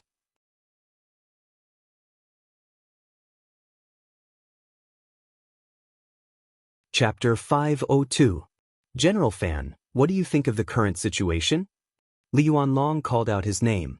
In fact, Fan Yuhai, who could be called a famous general, had some weight in the eyes of both Li Yuanlong and Li Yuanlong. Fan Yuhai, who was called out, first bowed and then raised his eyebrows. Your Highness. Previously, we were negotiating with the mercenaries, and we even sent a lot of Han people over. Logically speaking, we should be cooperating happily, but why would they suddenly send troops over? What is the reason? Or did something happen that we don't know about? In my opinion, before things are clear, it's better not to use weapons. Fan Yuhai's words could be said to be an experienced strategist. The art of war said to subdue the enemy's soldiers without fighting, the best of the best. Above all, the best strategy was to attack the enemy. Below that was to attack the enemy. Below that was to attack the enemy. In other words, it was best not to use weapons if possible. Especially in this kind of battle where one had no confidence, one had to be extremely careful. The other generals were clearly dissatisfied with Fan Yuhai's words. The so-called generals were naturally the ones who led the troops. However, if the world was peaceful, their existence would not be so meaningful and they would inevitably be looked down upon. Therefore, a true general needed to use war to prove himself. Fan Yuhai only said that the situation was strange and needed to be investigated. If this was not to stop the soldiers, what else could it be? It would be strange if he could gain the support of the other generals. If it wasn't for the Crown Prince personally stating his stance, there would have been people criticizing Fan Yuhai and even impeaching him for being afraid of battle. This couldn't be said to be groundless. Crown Prince Li Yuanlong listened to Fan Yuhai's words seriously and then nodded in tacit agreement. That's right, General Fan's words are exactly what this Crown Prince is worried about. Before we can figure out what's going on, it's best if we don't use our weapons. Hearing that even the Crown Prince agreed with Fan Yuhai's words, Ruan Genwang and the other generals were inevitably disappointed. They originally thought that they would not have the chance to lead troops this time. Unexpectedly, Crown Prince Li Yuanlong continued, but if the mercenaries arrive tomorrow, what should we do? Are we going to let them show off and challenge us? Of course not. We don't want to go to war, but we aren't afraid of war. If the mercenaries really dare to do this, the soldiers of Jiaoji won't be afraid. We'll just go out of the city and destroy their prestige. Fan Yuhai raised his head and said with determination, anyone who could be called a famous general would not be a coward. It wasn't that Fan Yuhai didn't want to fight, but he didn't want to fight a cowardly battle without any basis. The so-called war was nothing more than a final choice in the face of the futility of peace talks and other situations. If there were other ways, no one would choose such a path that would waste manpower and resources. However, if the mercenaries were really looking down on the Jiaoji army, there was no harm in teaching them a lesson. However, there were only 3,000 of them. In Hanoi City, which had an army of 80,000, they were nothing in the eyes of the generals. After all, Jiaoji had been established for more than 20 years. Their military strength was definitely not limited to this. Previously, he had considered the fact that Hanoi City could not afford to station too many soldiers, so he had only sent 80,000. If he really wanted to mobilize, it would not be a problem to gather another 100,000 soldiers in the entire Jiaoji prefecture. Good. Hearing Fan Yuhai's words, Li Yuanlong replied happily. This was what he wanted. No matter what the mercenaries wanted to do in Hanoi City, they could not be allowed to do as they pleased. Otherwise, it would be a provocation to him, the Crown Prince. This was something that he would not allow and was unwilling to see. Li Yuanlong, who already had a plan in mind, immediately started to arrange the troops after hearing Fan Yuhai's words. Some negotiations had to be fought. The principle of peace through fighting was applicable at all times. Compared to Kong Chuanxin, who led the 3 battalions out of the city, Yang Chendong's troops were not as hurried out of the city. The 5,000 Lung Feng, auxiliary soldiers, and temporary auxiliary soldiers naturally walked at the front of the group. Behind them were the 47,000 youths from Qiming City. After leaving behind 2,000 men in Chu-Yi City, 1,000 men from Beidai City were left behind to take charge of the various tasks in the city. At the end of the group was the general of Jiaoji, Hong Jin, and the 2,000 newly recruited Jiaoji mercenaries. After receiving Yang Chendong's instructions, Hong Jin used only a day to form a temporary army of 2,000 men. One had to admit that he was very efficient. If it wasn't for the fact that there were not many people of suitable age in Beidai City, he would probably have formed an even larger army. The 60,000 men group walked and stopped along the way. They were not in a hurry as they made their way from Beidai City to Hanoi City. Yang Chendong was in the middle of the group, riding on a strong white horse. In his hand was a handful of bullets that had just been transported. He had a look of deep thought on his face. These bullets were randomly selected by Tiger's Mane from the thousands of boxes of bullets that had been transported over. The moment the bullets were placed in Yang Chendong's hands, his expression became much more serious. Bullets were something that Yang Chendong had dealt with for many years in his previous life. From the moment the new recruits joined the company to the time he retired to the military supply department due to his age, the number of bullets that passed through his hands numbered in the tens of thousands. He did not even need to open his eyes to look at the shape of the bullets. He only needed to touch them to know what kind of gun it was and what caliber it was. It was because he understood it so well that when he received the new bullets from Qiming City's factory, his heart was heavy. Even though Yang Chendong had taken out various books and finished bullets, they were still 500 years ahead of time. The various technologies were completely unable to keep up, causing the current process of manufacturing bullets to rely entirely on manual labor. This also caused the shape of the bullets to be completely different, and many of them were even unqualified. Just like the handful in Yang Chendong's hands, there were only a dozen bullets, and they were divided into several sizes. Among them, there were Type 81-7, 62mm bullets, and Type 95-5, 88mm bullets. Although these two sizes of bullets looked similar to the bullets used before, in reality, there were some differences in the shape and weight of the bullets. It was these differences that caused Yang Chendong a headache. Firearms were not a joke. Even for a sharpshooter, giving him a new gun would require time to get used to it. This was because even if the guns were mechanized, there would still be differences. Not to mention the bullets for these guns that were all made by hand. 5,000 newly shipped Type 81 rifles, 500 newly shipped Type 95 rifles. Yang Chendong had seen them all, and the differences were not small. Now that the differences in the bullets were so great, it would greatly reduce the accuracy of the bullets. This was where Yang Chendong was worried. First, the second batch of guns and bullets were slightly better. After all, they were all made by experienced blacksmiths. Although there were some differences, the problem was not too big. The accuracy on the battlefield could still reach about 70%. However, because of the increase in demand at the front, the munitions factory at the rear was constantly expanding. The new recruits were mostly inexperienced, so the specifications of the products were naturally much worse. Yesterday, at the temporary shooting range in Beidai City, Yang Chendong had tried it himself. With his strength, the bullets he shot only hit the target 60% of the time. After constant shooting correction, the hit rate finally reached more than 80%.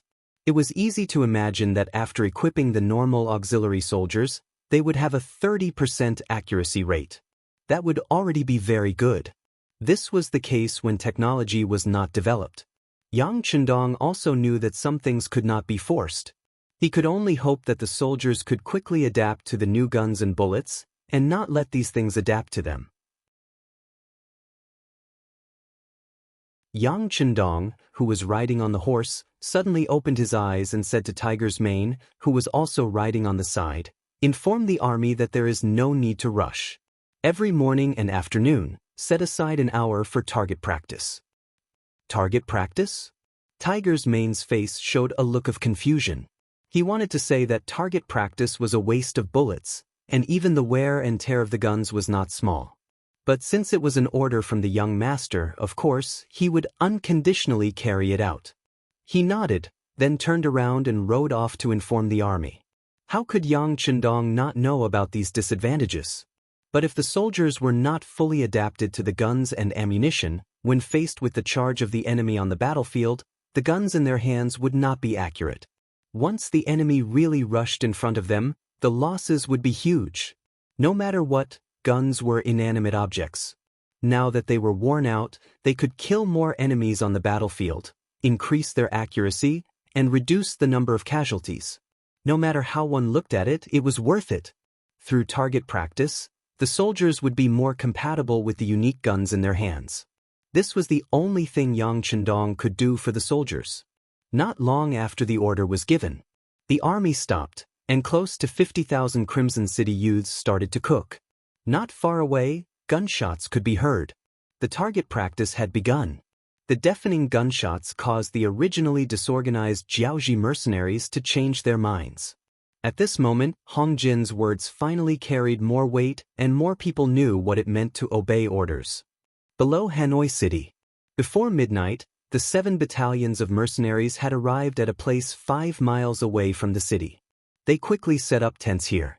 Other than the 2 companies of soldiers who were in charge of guarding and keeping watch, the rest of the soldiers went to sleep after eating. Everyone knew that when dawn came, there would be a huge battle waiting for them.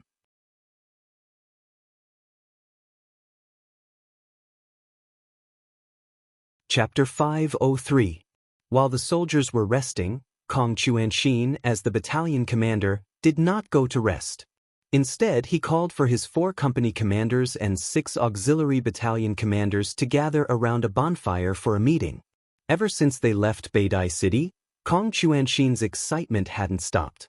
This was the first battle against the capital of the Jiaoji nation, Hanoi City. Now that it was handed over to him, it was enough to prove how much the 6th young master valued him. This was also the first time the mercenaries fought against an enemy's capital. It was bound to be recorded in the annals of history. As the commander of this battle, he was bound to be remembered in the history of the mercenaries. However, whether this record was good or bad would depend on tomorrow's performance. He called all the officers over for a discussion. Even though there were 7 battalion commanders, including himself, but in reality, there were still some differences in strength. For example, Kong Chuanxin's position as the commander of the Cold Vanguard Battalion had the highest authority. He was equivalent to a battalion commander of the A Battalion, an auxiliary battalion was equivalent to AB Battalion, and a temporary auxiliary battalion was equivalent to AC Battalion. Therefore, right from the start of the meeting, Kong Chuanxin held the initiative. He didn't even bother to ask the other 6 battalion commanders what they thought. Instead, he focused his attention on Tian Su, the company commander of the 3rd Battalion's 1st Company. If the 3rd Battalion of the Cold Vanguard Battalion was the main offensive company, then the commander of the 1st Company under him was the best company of the 3rd Battalion. At the very least, the destructive power and military strength of this company was far greater than that of an auxiliary battalion. Compared to the temporary auxiliary battalion, it was at least 3 to 4 times more powerful. 1st Company Commander, what do you think of being the main offensive force for tomorrow's battle? Kong Chuanxin asked directly without any pleasantries. Thank you for your trust. 1st Company will definitely complete the mission. Tian Su stood up excitedly. His face was flushed with excitement. Naturally, the other 3 company commanders of the 3rd Battalion were dissatisfied. But there was nothing they could do about it. After all, he was the company commander of the 1st Company. In the previous few small-scale competitions held in the barracks, the 1st Company had always been victorious. They were the most outstanding in all aspects, and this was also recognized by everyone. After considering the importance of tomorrow's battle, the 3 company commanders didn't say anything even though they were still a little jealous. It was a good thing to have a certain level of competition. However, if internal strife were to occur because of this, it would ultimately affect the overall combat strength of the entire 3rd Battalion. That would be a big deal. The result was very straightforward. Whoever had internal strife would be fired. Due to this reason, since the establishment of Cold Front, 4 company-level officers had been demoted because of internal strife. They had all been reported to the 6th young master for approval. The 4 company commanders, who originally had a bright future ahead of them, wanted to achieve more achievements, so they started to play tricks in the dark. Later, they were discovered by the government and reported to the 6th young master. The 4 of them were immediately removed from their positions and sent to the various factories in Crimson City for observation. If they didn't perform well, they would be sent to farm and there would be no future for them. The 6th young master had said more than once that it was hard to find a 3-legged toad, but there were plenty of 2-legged people. Especially in the Cold Front, there were many heroes and heroines. Even without them, the Cold Front would still continue. If anyone dared to have such thoughts and wanted to challenge his bottom line, then they could try. After the incident with the 4 company commanders, the relationship between the officers had improved a lot.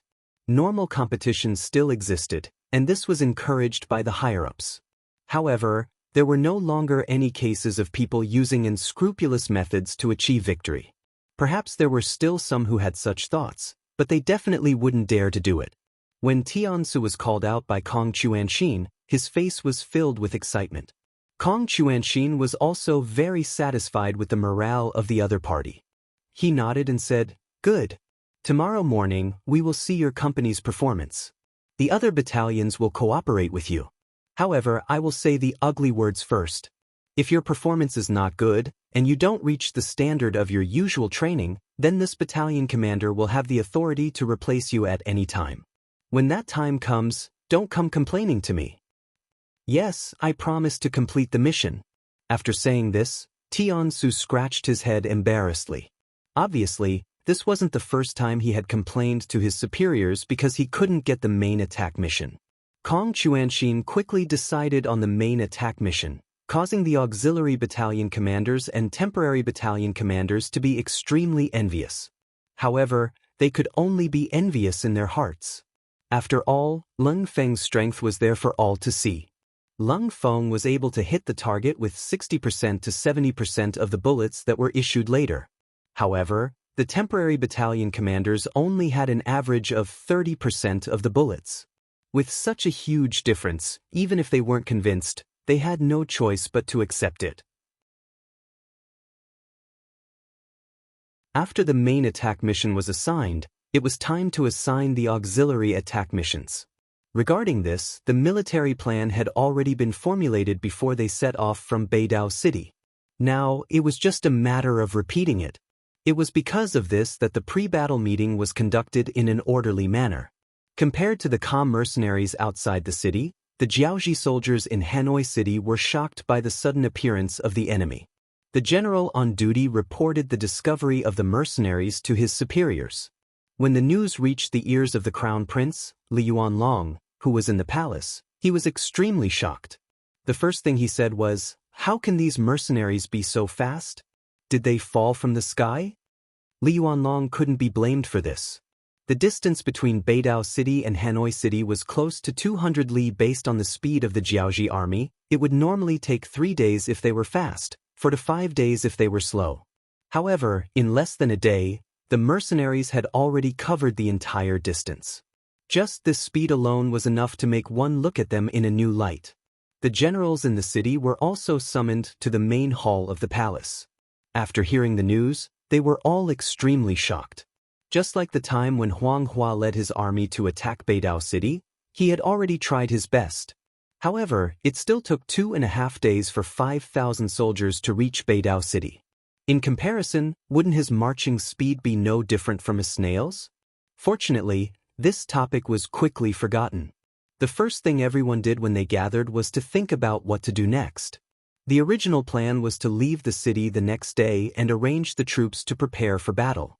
However, from the looks of it now, it wasn't appropriate to do so. Crown Prince Li Yuanlong turned his attention to General Ruan Gingwang. After all, the first battle of the plan was to be completed by this person. Previously, Ruan Gingwang's troops had contributed greatly to the battle with King Min in Nanming Kingdom. When they deployed, they only had 50,000 men. Later on, they expanded to 100,000 men. They even brought back 10,000 captives and various treasures. At that time, he was in the limelight. At that time, Ruan Gingwang was also in the limelight and looked down on everyone. With the appearance of the mercenaries, the situation began to change. As a result, only 15% of his 100,000 men returned to Hanoi City. When they deployed 50,000 men, they only returned 15,000 defeated soldiers. This caused many people to question Ruan Gingwang's ability. Coincidentally, Prime Minister Ruan Chunqing went to Beidao City to negotiate with the Jiaoji army. His position became even more precarious. Helplessly, he could only try his best to fight for the role of the vanguard. He hoped that he could redeem himself from the previous defeat and become a pillar among the generals again. Li Yuanlong also gave him a chance to turn over a new leaf. He used his position as crown prince to convince everyone.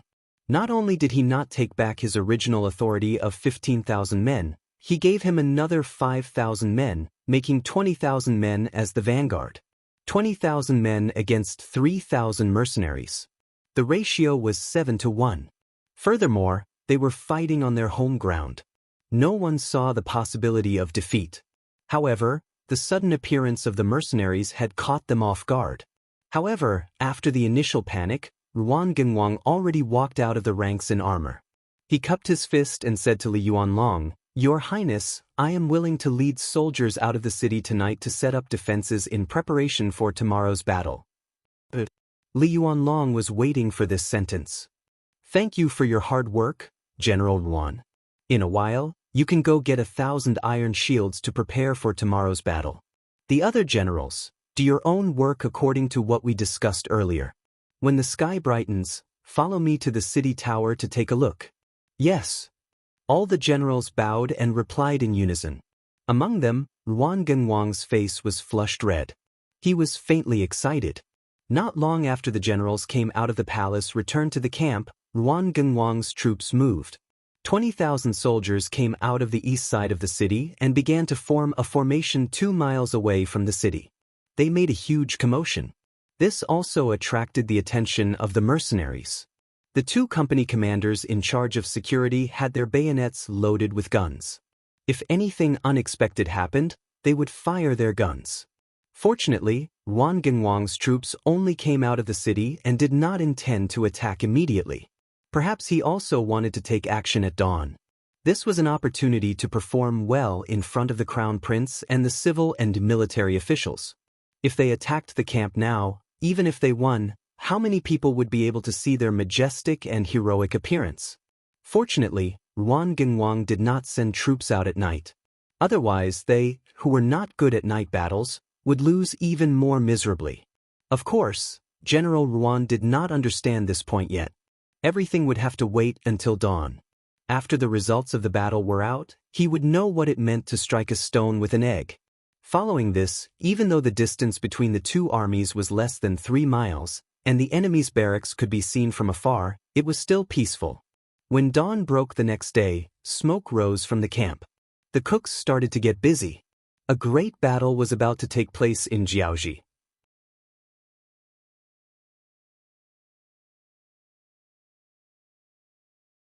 Chapter 504. Southern Ming Capital, Nanjing Imperial Palace. The Minister of Rites, Lu De, was asked to stay behind by Zhu Qizhen after the morning assembly. Compared to a while ago, Zhu Qizhen's face was much rosier, and his mental state was much stronger. Even when he spoke to his subjects, his tone was much friendlier. "Minister Lu, how are the negotiations with the Jiaoji diplomatic mission going?" "Your Majesty, this subject is preparing to report this matter to you. Just last night, after the efforts of the officials from the Ministry of Rites, the Jiaoji diplomatic group finally agreed to submit to the Southern Ming dynasty. If needed, they can also send troops to attack the Min King's army.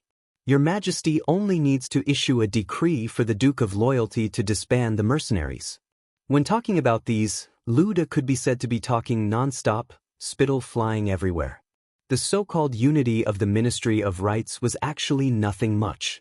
It was only because the Jiaoji diplomatic mission could not drag on any longer that they took the initiative to give in. However, other people didn't know about all this. Lu De could naturally put all the credit on his head and flatter himself.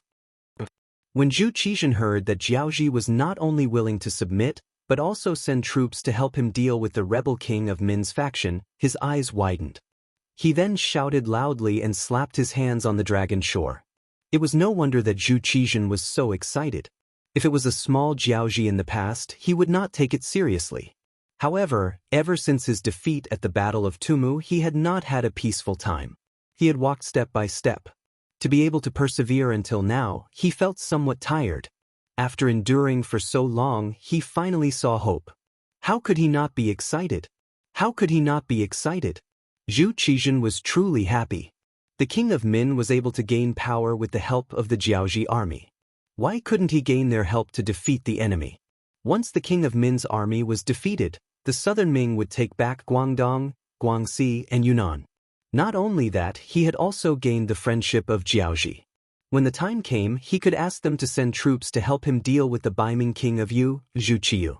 It would not be impossible for him to unify the great Ming. When Zhu Qizhen thought about how he finally saw the hope of unifying the great Ming dynasty, he wanted to cry. In the past 2 years, he rarely had a good night's sleep. Most of the time, he had nightmares.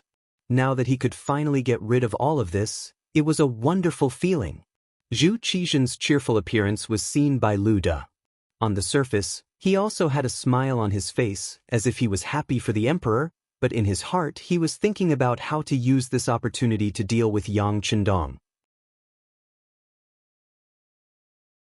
Putting aside the fact that he had been in conflict with Yang Chendong because of the Hangzhou prefectural magistrate, when Yang Chendong had asked for the throne, even when Zhu Qizhen had agreed to it, he had taken the initiative to step forward and come up with a plan.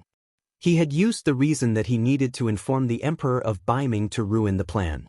From this point alone, the conflict between the two sides was irreconcilable. A while ago, he heard that the mercenaries had actually killed their way through the Langsun region and reached the hinterland of Jiaoji. No one was more worried than him. Lu De was truly afraid that Yang Chendong was too powerful. If that was the case, he would be able to cause trouble for him at any time.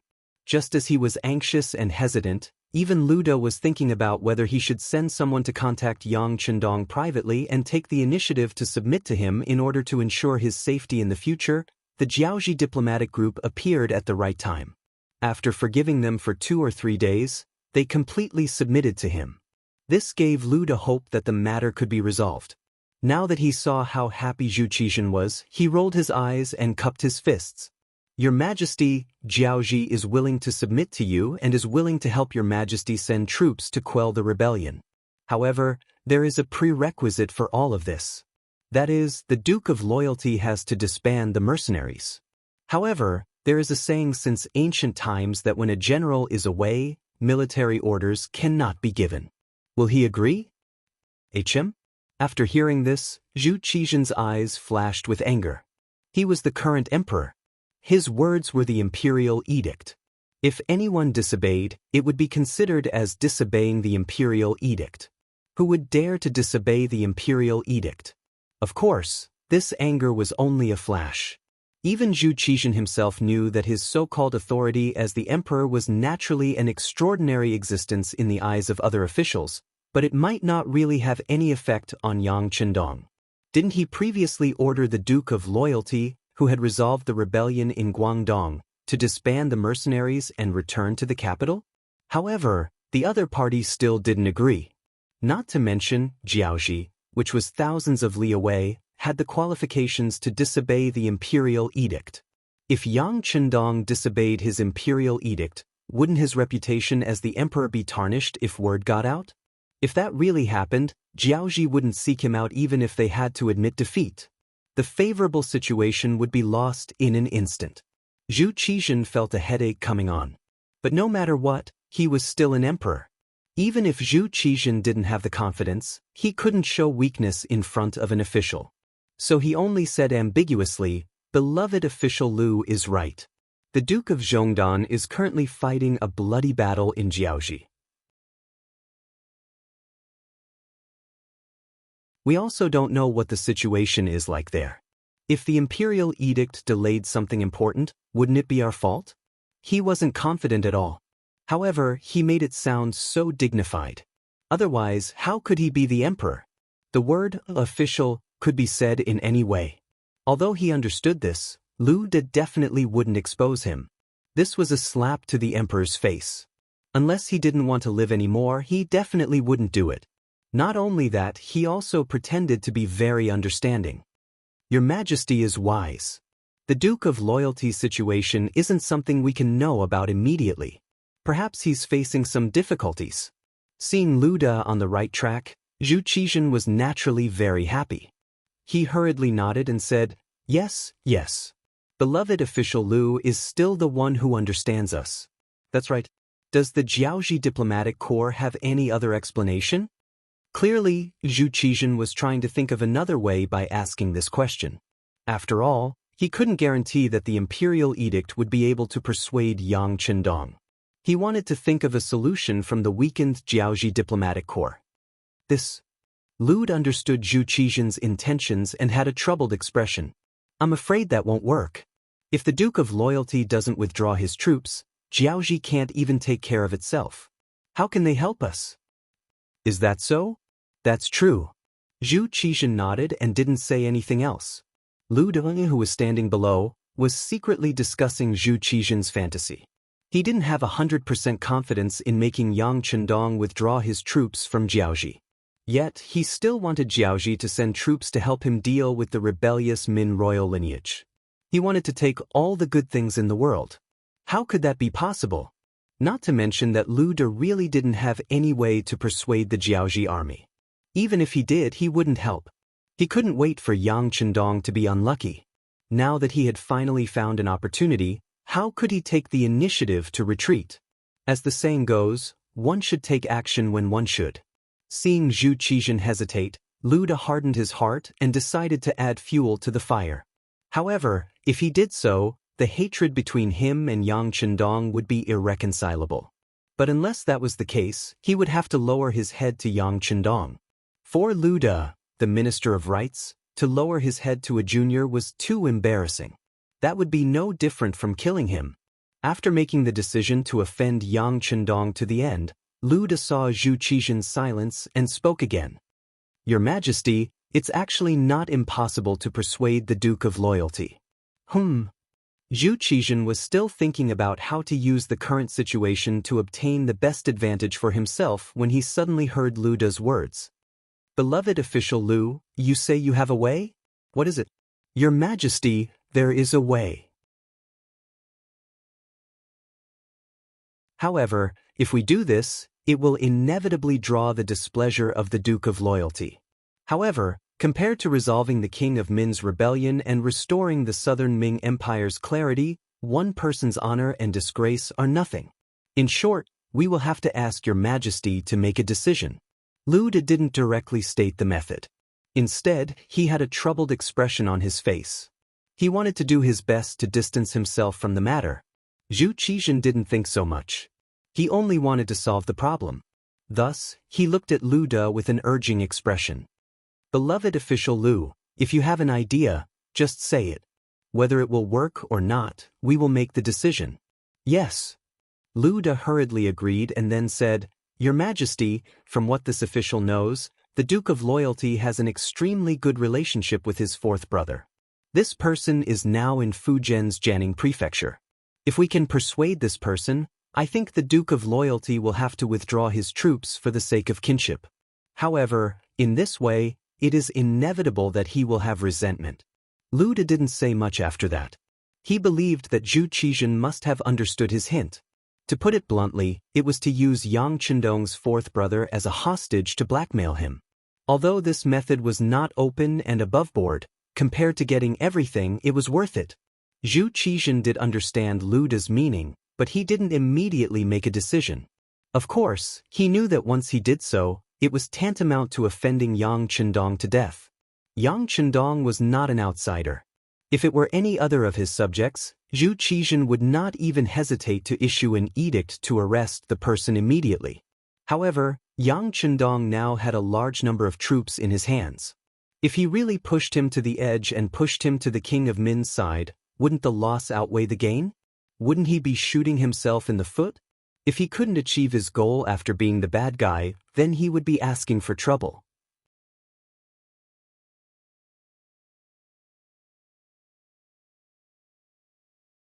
Chapter 505. Is the relationship between the Duke of Zhongdong and his fourth brother really that good? Zhu Qizhen, who couldn't make a decision immediately, asked tentatively. This subject has done my research. The Duke of Zhongdong's fourth brother, Yang Yang, is the only person who will follow the Duke of Zhongdong back to the ancestral home to pay respects. If their relationship isn't good, I'm afraid they won't go together.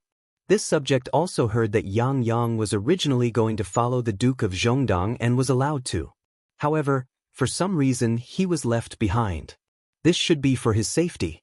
Since this is the case, it can be used to prove that the relationship between the two brothers is really good.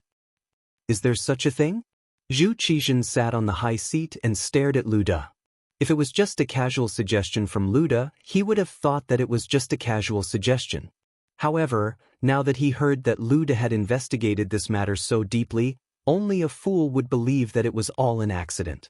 There was only one answer. Lu De had been planning for this for a long time. When he thought of the various conflicts between Lu De and Yang Chendong, Zhu Qizhen understood that Lu De wanted to use his hand to stop Yang Chendong from becoming powerful. The officials would often play some battles and schemes with each other. As the emperor, there were many things that he was well aware of. However, sometimes he would stop them or even expose them. However, sometimes he would act as if nothing had happened. Whatever decision the emperor made, it all depended on whether the goal of the struggle between the officials was beneficial to the emperor's power. Zhu Qizhen saw through Lu De's thoughts, but he didn't have the intention to expose it. He also didn't want to see Yang Chendong becoming powerful. Since Lu De's attitude and goal were the same as his, why not do it in passing? After thinking it through, Zhu Qizhen nodded. Beloved official Lu is right. Since this is the case, this subject will send the embroidered uniform guards to Jianing Prefecture to invite that person called Yang Yang to the capital. After the matter is settled, we will issue a decree to Duke of Zhongdong. No matter what, Jiaoji is still one of the vassal states of our great Ming. It is one of the states that Taizu ordered not to invade. Even if they are willing to give up their title of Anan and return to the embrace of our great Ming, we should accept them with a benevolent heart. Zhu Qizhen finally made up his mind. Lu De breathed a sigh of relief, but at the same time he had a new worry. After this matter was done, once the news spread, he was afraid that the other party would hate him to the bone. Unless Yang Chendong was suppressed by the Great Ming Empire in the future, once the Great Ming Empire's power rose, it might be Yang Chendong's bad luck. As for whether or not the news would spread, not long after Lu Digang walked out of the imperial palace, under Zhu Qizhen's indication, the head eunuch Chao Jixiang spread the news. As soon as Lu De returned to his residence, his subordinates told him the news that had just spread from the imperial palace, causing him to almost spit out a mouthful of blood. His expression was extremely ugly as he looked in the direction of the imperial palace. Lu De could not help but curse in his heart, "Your Majesty, even if you want to burn the bridge after crossing the river, you shouldn't be so quick to do it. It seems that in the future, if there is him, there will be no Yang Chendong. If there is Yang Chendong, there will be no him." In Nanjing City, the matter of how to deal with Jiaoji was still slowly being discussed, and the relevant matters were also slowly progressing. In front of the capital of Jiaoji, Hanoi City, arrows were already drawn and bows were drawn. A great battle was about to break out. Banners fluttered in the wind, war drums thundered, and a dark mass of soldiers stood at the foot of the city. Killing intent swept through the heavens and the earth, causing those who were brave to tremble uncontrollably. The moment the sky brightened, in front of the east gate of Hanoi City, the two armies stood in formation on the vast land. 20,000 Jiaoji soldiers dressed in plain clothes and gray armor stood in dozens of square formations. The square formations, with their banners fluttering high in the air, looked even more majestic and majestic.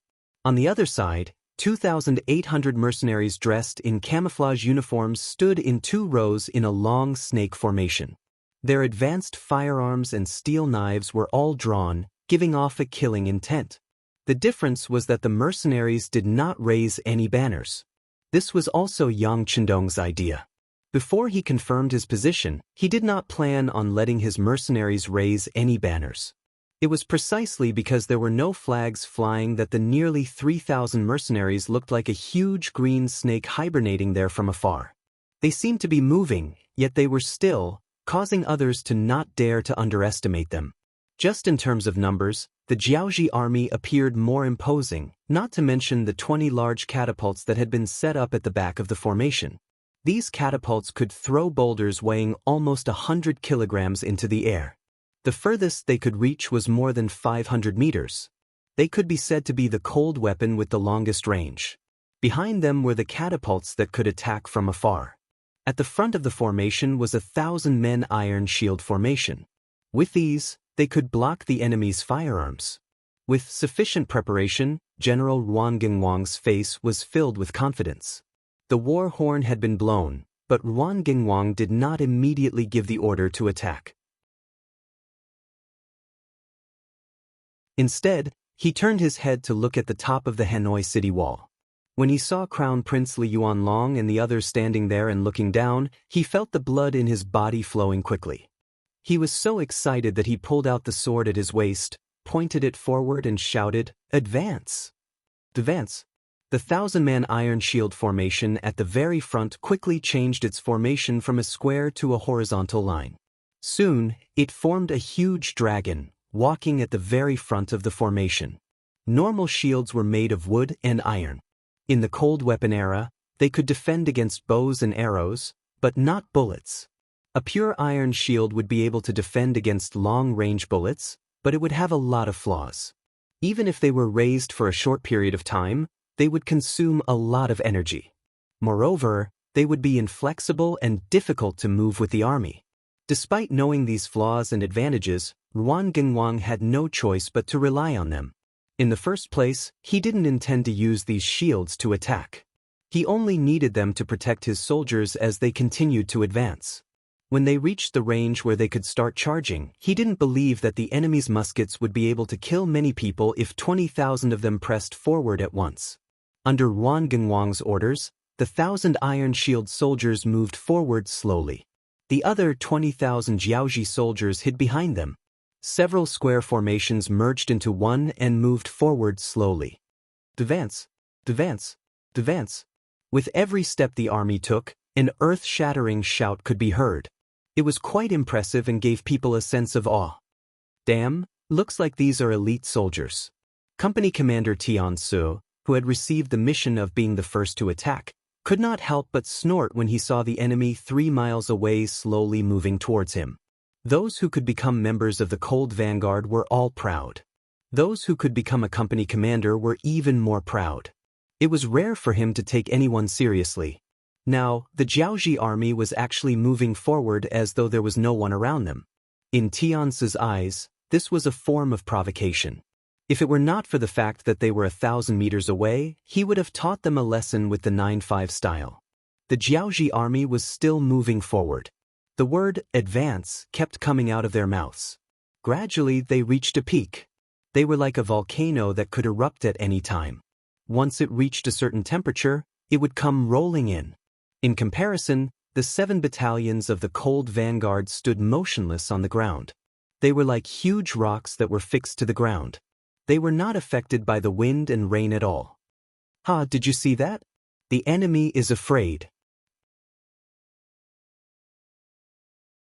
Ruan Gingwang, who was riding on his horse, laughed out loud when he saw that the mercenaries were still motionless even though they had already moved 500 meters forward. In his opinion, the mercenaries were only motionless because they couldn't do anything. Crown Prince Li Yuanlong stared intently at the scene in front of him from the top of the Hanoi city tower behind him. Although the troops were already far away and he could no longer see clearly, he could still clearly see that the mercenaries were not moving. Seeing that his army was moving forward and the enemy was not moving at all, he could not help but ask the generals beside him, "Generals, What do you think the mercenaries are doing? The one standing closest to Li Yuanlong was the famous general of Jiaoji, Fan Yuhai. Compared to the other generals who were all smiling, his expression was more serious. When he heard the crown prince's question, he replied naturally, "The enemy is clearly using inaction to counter the enemy. To be honest, this kind of steadiness is something that our army cannot achieve." Just as Fan Yuhai finished speaking, another general, Li Xiaozhong, could not help but say, "General Fan, why do you have to raise the morale of others and lower your own? It is obvious that the mercenaries are scared by our army and do not dare to move." Li Xiaozhong was a member of the Li clan. Now that the Li clan was powerful in Jiaoji, his status as a general had also risen. When Fan Yuhai heard Li Xiaozhong's words, he did not try to argue with him. The generals on the battlefield were not like those civil officials who cared about words. They cared more about results. Before the results were out, it was hard to tell who was right and who was wrong. Crown Prince Li Yuanlong also did not say anything. Instead, he stared at everything in front of him with interest. He wanted to see how the powerful mercenaries would deal with the Jiaoji army that outnumbered them by several times. At the front of the battlefield, the distance between the two sides was rapidly shrinking. From the initial 3 li, it was now less than 700 meters. Even so, the word "advance" was still echoing in the air. The Jiaoji army's momentum was getting stronger and stronger. "Prepare your grenades, Shieldsmayas. In a moment, I will let them know what it means to lift a rock and smash it on their own feet."